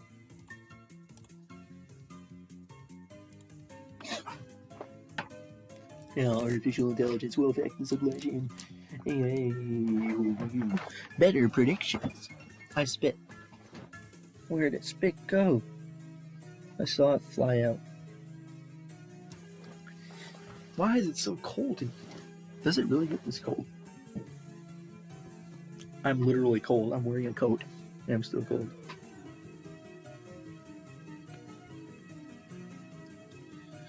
Better predictions will improve inventory management and demand forecasting, freeing up cash and storage space. How long is this video going on? 1 hour and 47 minutes. In 2015, the cost of two companies of overstocking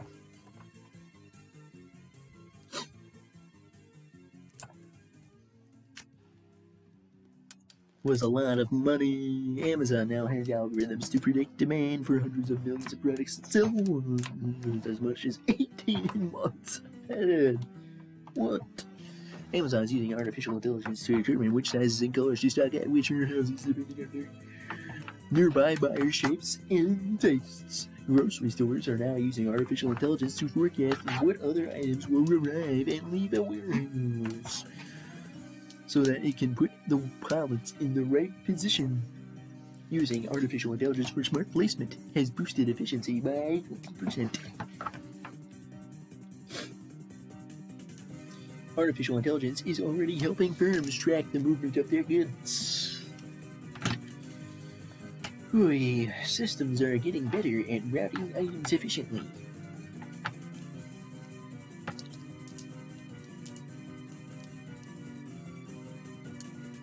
And predicting their arrival, and companies are investing more in them. To forecast arrivals, they can put sensors on shipments.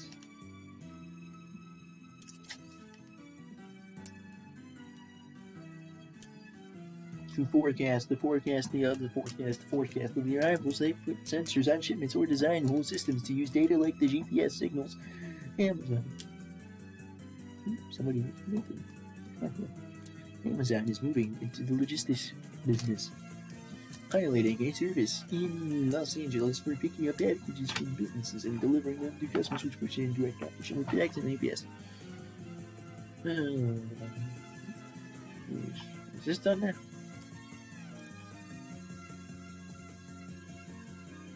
Okay. Let's see if it, my voice. No, I already checked, but. No. My goodness.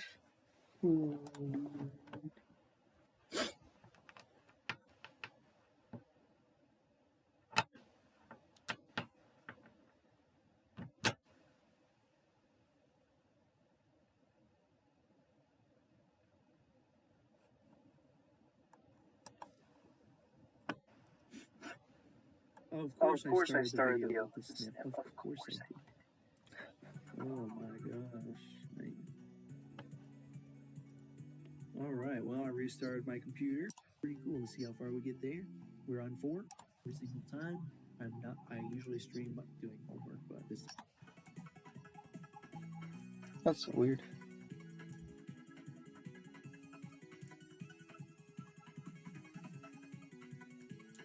Nice echo sound. So loud. Also, does the honking thing there. I feel like there's another fast food restaurant I like. Pizza Hut's not fast food, but I like pizza needed supplies just to use up department budgets. If I play the music, lesson learned, if I play the music too loud, actually it will echo through the sound and make weird noises. What's going on here, folks? I don't have any way of checking, really. Why was the microphone not muted at the beginning? That's the point at which I realized the bad thing that happened for the 4-hour-long video. Wait, was it the 4-hour-long video that happened? No, it was not the 4-hour-long video, thank goodness. But it was a 3-hour-long video that got muted, slightly muted. This one was not, though, right? At least the longest video was not muted through the entire thing. Yep. Alright, well, got that done. So back to work. I wonder if this is echoing. I guess I should turn down the volume. I like it.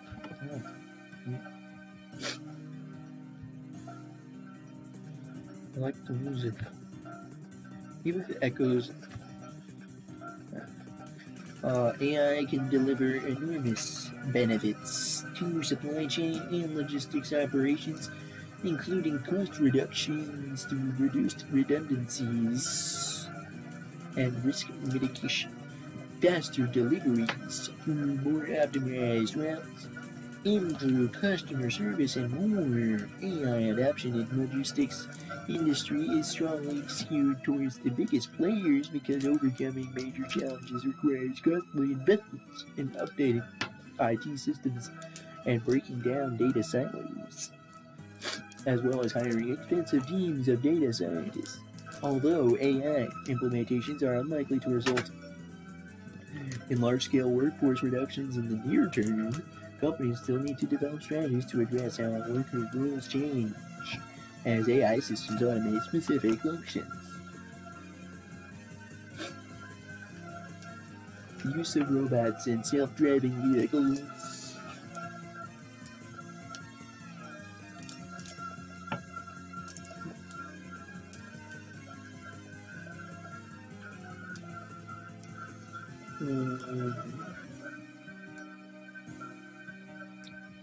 Autonomous vehicles, which rely on artificial intelligence. Autonomous vehicles, which rely on artificial intelligence to sense their surroundings and make decisions, have already made inroads into logistics. Self-driving vehicles have been gradually adapted into in-control environments such as warehouses and yards. DHL predicts that warehouses of the future will deploy the next generation of self-driving vehicles.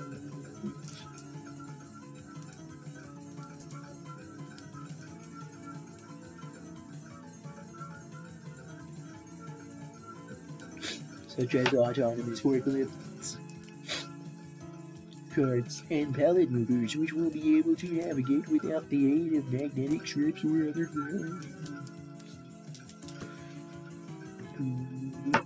The use of goods delivery drones and other vehicles in public spaces.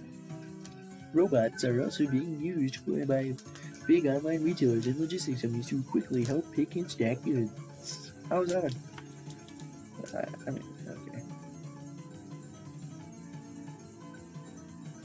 Yeah, whatever. Downside of artificial intelligence. By the way, last slide. Physicists such as Professor Stephen Hawking foretold that while artificial intelligence could prove beneficial, it could also pose a threat to mankind if used improperly. Professor Hawkins felt that if used improperly, artificial intelligence could spell the end of the human race. Security concerns will always exist, because anything connected to the internet can be hacked. With the introduction of artificial intelligence, there is the possibility of job loss in the areas of unskilled labor. The initial cost of implementing artificial intelligence.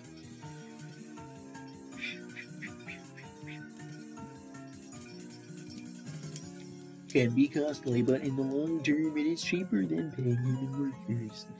Computers can only be as intuitive and responsible as their algorithms allow them to be, and may contain inherent biases.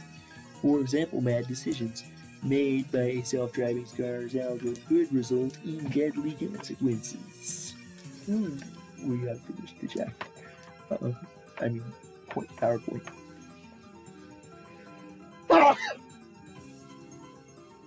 Is that 9? It's the 6 plus 3, 9. We have finished by 9 out of 15 is we are 60% done.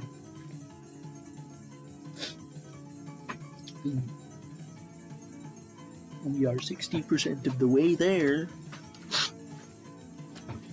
Very good. Only one more PowerPoint to go through.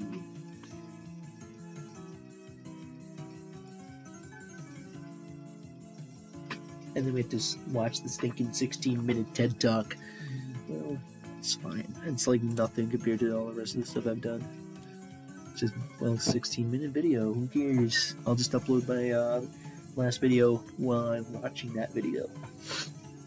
Um, but first, we have to go through the entire. 42 slides. That's so long. Oh man, I hope it's just mostly easy slides, but I somehow think maybe it won't be. No. No.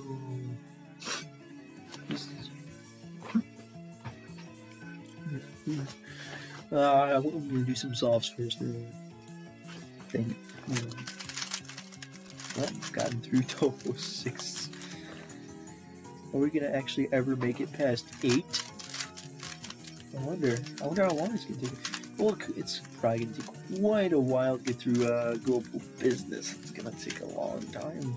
Unless I do it very efficiently, like I did leadership and management. Because the leadership and management only took 2 hours. Pretty good, actually. Pretty good pace. So maybe I could somehow replicate that. I don't know.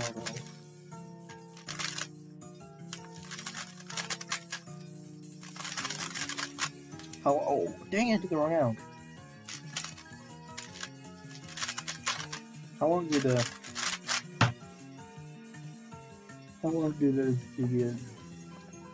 reading 6 chapters of supply chain take? Ooh, there you go. That took like 13 hours. A longer, I don't know. 13, maybe 14 hours, 13 to 14 hours to read through the 6 chapters. So I don't think I'm going to be able to get through global business that quickly.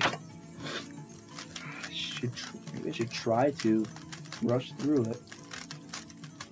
I mean, I don't even need that good of a grade on it anyway. I just need a 76 or better. That's all I need. If I did the math correctly.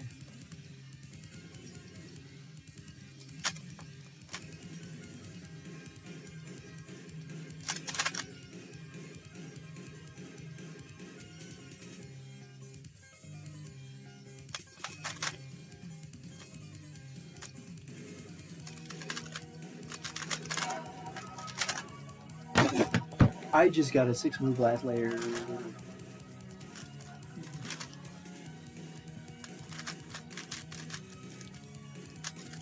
I am getting sick of this, by the way. I am getting sick of this. I am almost tempted to like just rush through everything and just not and just half squidward. Just like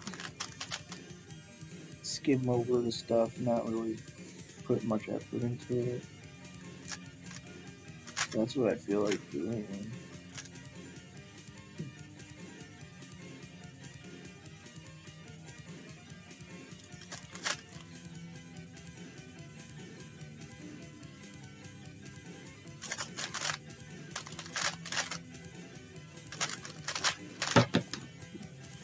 Oh,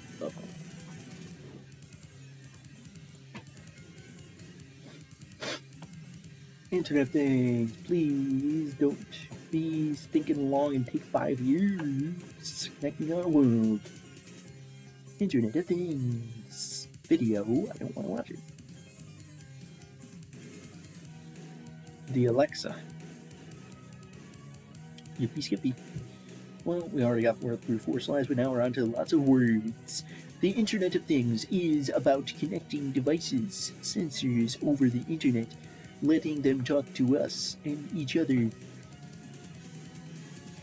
and letting them collect data. These devices sensors collect data for future analysis by a cognitive computer and facilitate data sharing.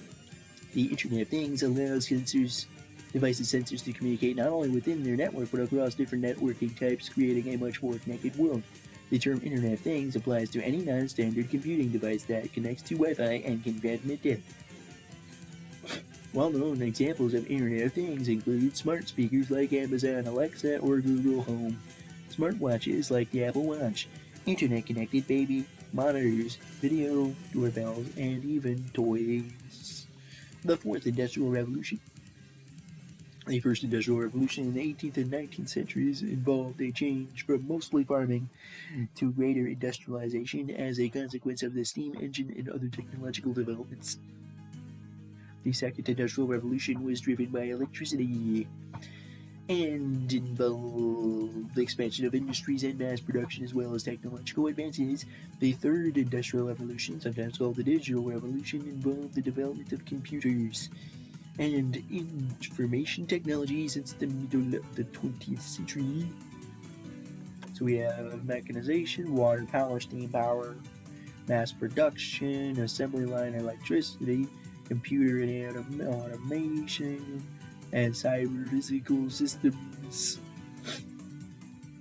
The fourth industrial revolution is the current and developing environment in which disruptive technologies and trends as the Internet of Things, IoT, robotics, virtual reality, and artificial intelligence AI are changing the way we live and work.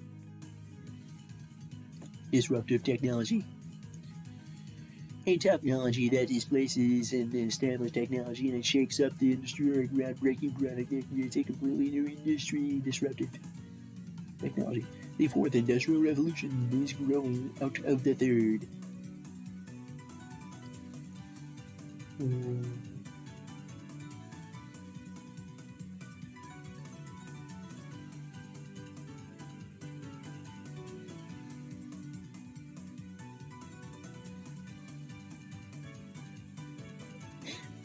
But is considered a new era rather than a continuation because of the explosiveness of its development and the disruptiveness of its technologies.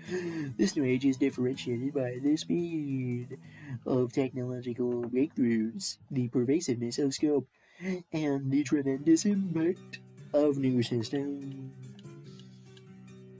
Here are a few examples of disruptive technologies. The personal computer displaced the typewriter and forever changed the way we work and communicate. Email transformed the way we communicate, largely displacing letter writing and disrupting the postal and greeting card industries.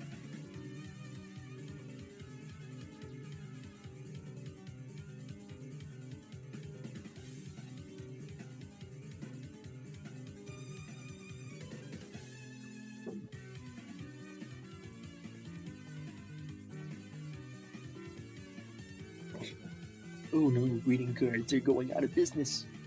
Oh no, the postal cards, no. Cell phones made it possible for people to call us anywhere.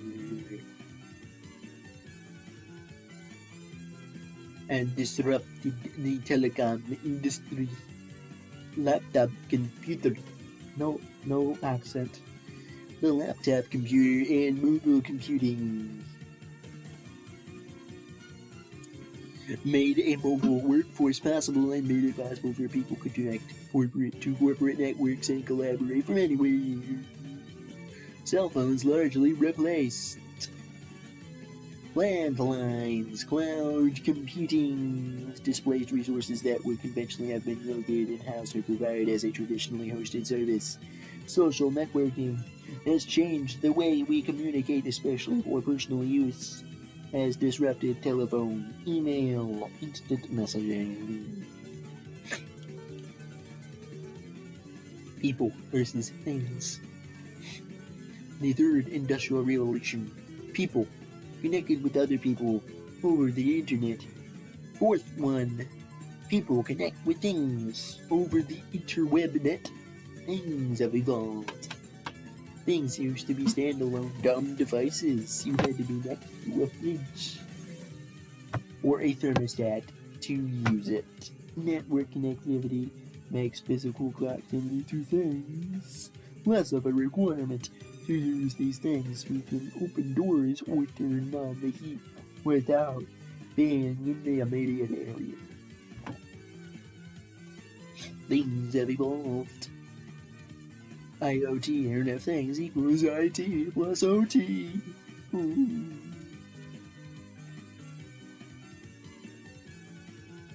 What does OT even mean?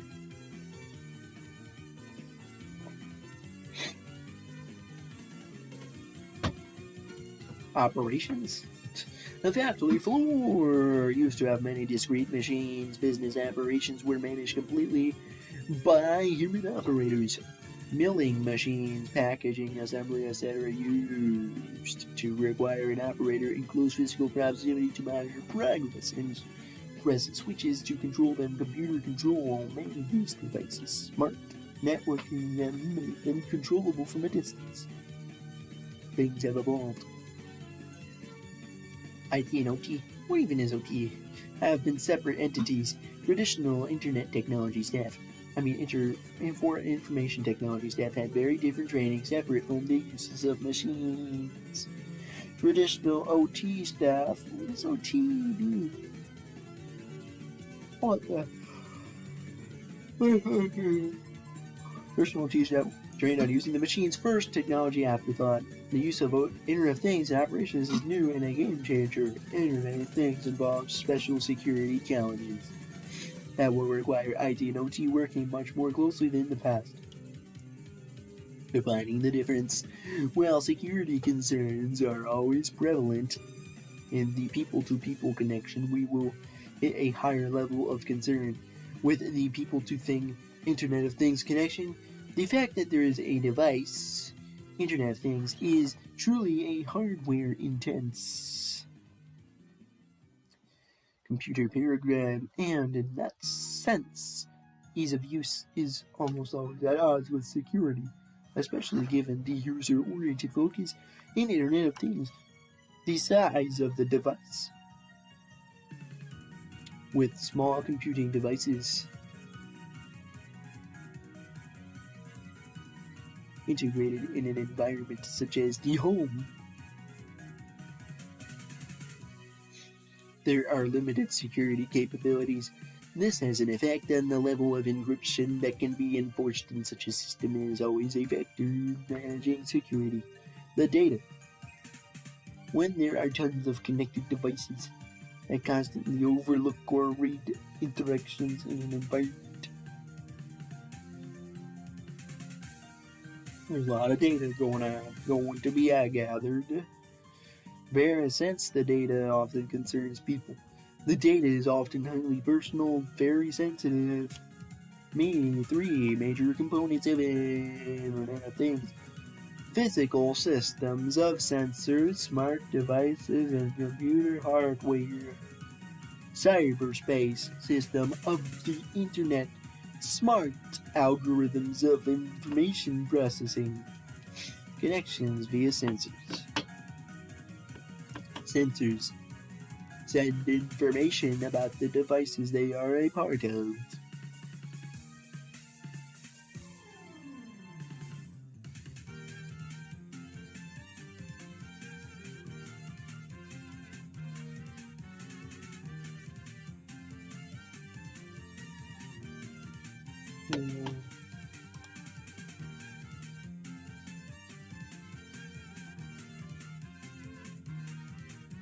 Hurry up. Lag. Time for lag. Why do I have announcements still? What kind of announcements would there be? What? This is a new channel.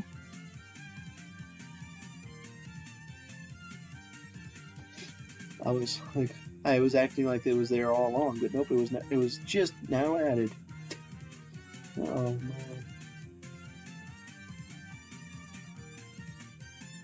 Sensors send information about the devices they are part of, or about the humans that use these devices or sensors for monitoring, analysis, maintenance, control, and improvement in this digital age. The objects that have sensors that are inside them include tons of different things that have them. Okay, collectively, these devices make up the Internet of Things. Automobile sensors, sensor technology, self-driving truck, Internet. The thread that connects all foundation technologies of an Internet of Things is an Internet. As a platform for instantaneous communication, as a global network of human smart devices, machines, and powerful computer algorithms, as a system of information processing. Cherry. Internet is at the heart of Internet of Things transformation. Adopting Internet of Things technology involves adapting functionality at three layers: sensing layer, networking layer, and application layer. Sensing layer is responsible for extracting data like temperature, blah blah blah. Networking layer is responsible for transferring data. Application is responsible for making decision. Robotics. The second foundation technology of Internet of Things, robotics, has been with us for decades. Things that are different now are diversity of application of robots, versatility of robotic technology, smartness of robots, penetration of robots in our lives, from house cleaning to reshelving items to robotic enabled surgeries, and to entertainment and many more.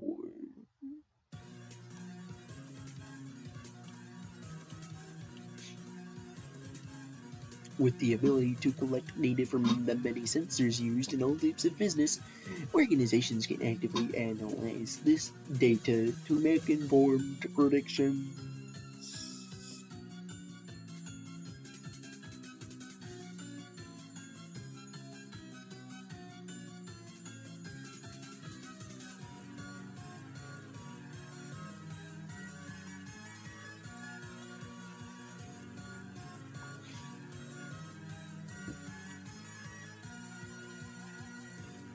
In a study by Emmanuel Oikanlu.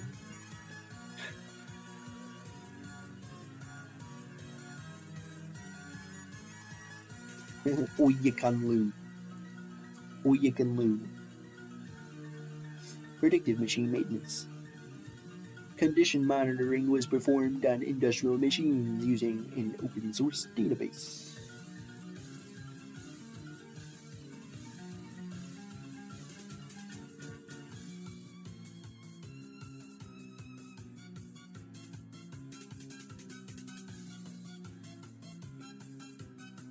Condition monitoring was performed on industrial machines.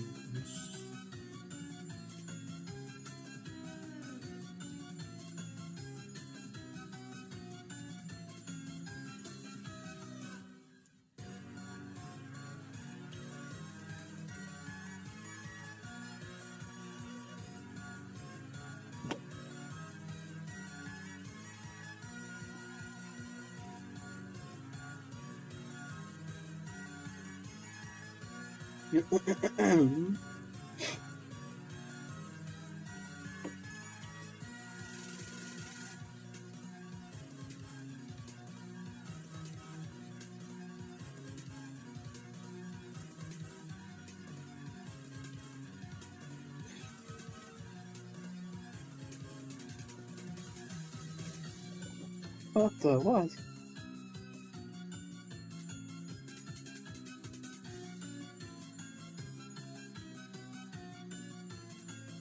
I woke up in the morning because this stinking robotic thing woke me up, and then I smelled food being made in the kitchen that was started by my programmable robot. Well, I got the news through my phone. My room was being cleaned by the robot. My car.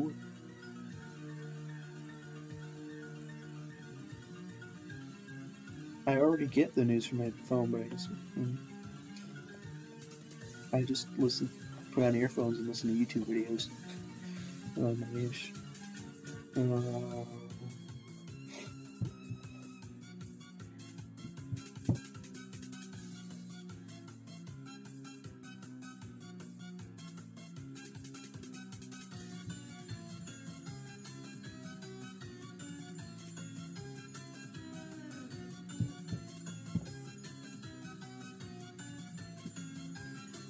Use a smart cup to detect if somebody has drank alcohol. Yay! Fun, yeah. Presenting factory injuries. The smart glove. Ooh. What?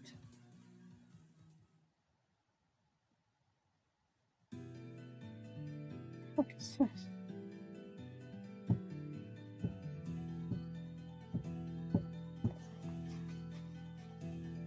Dude, that's such a stupid thing.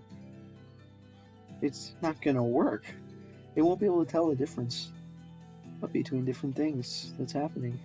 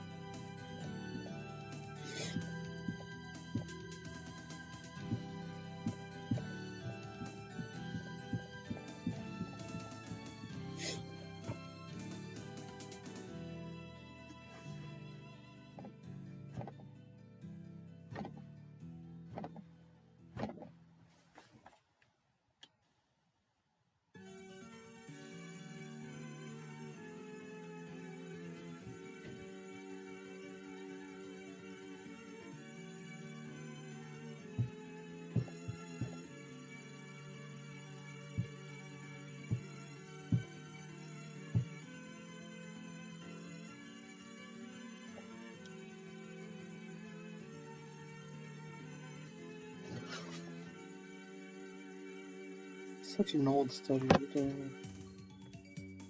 Wait.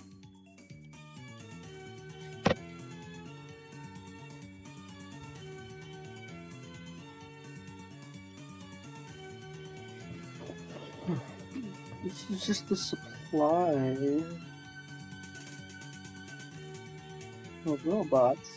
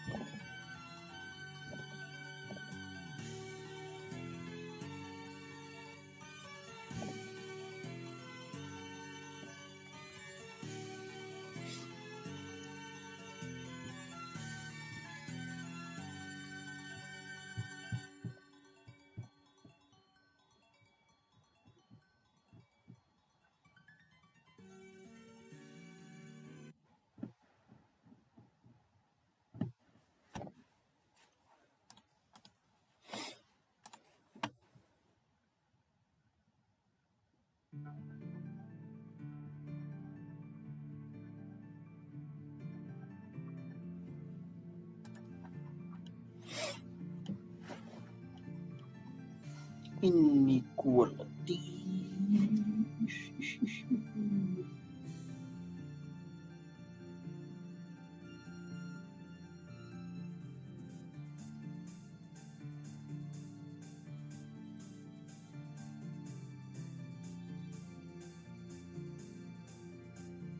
U.S. sucks. Dang it, in the United States of America. What is that? Accent income level. Top 1% or 22% of the income.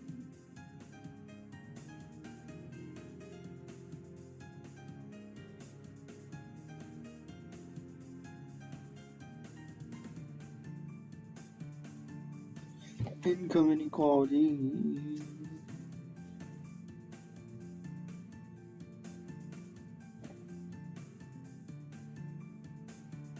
Wow, in like the 1930s, it was pretty. Income inequality was quite terrible. And now, all of a sudden, now it's getting to be bad again.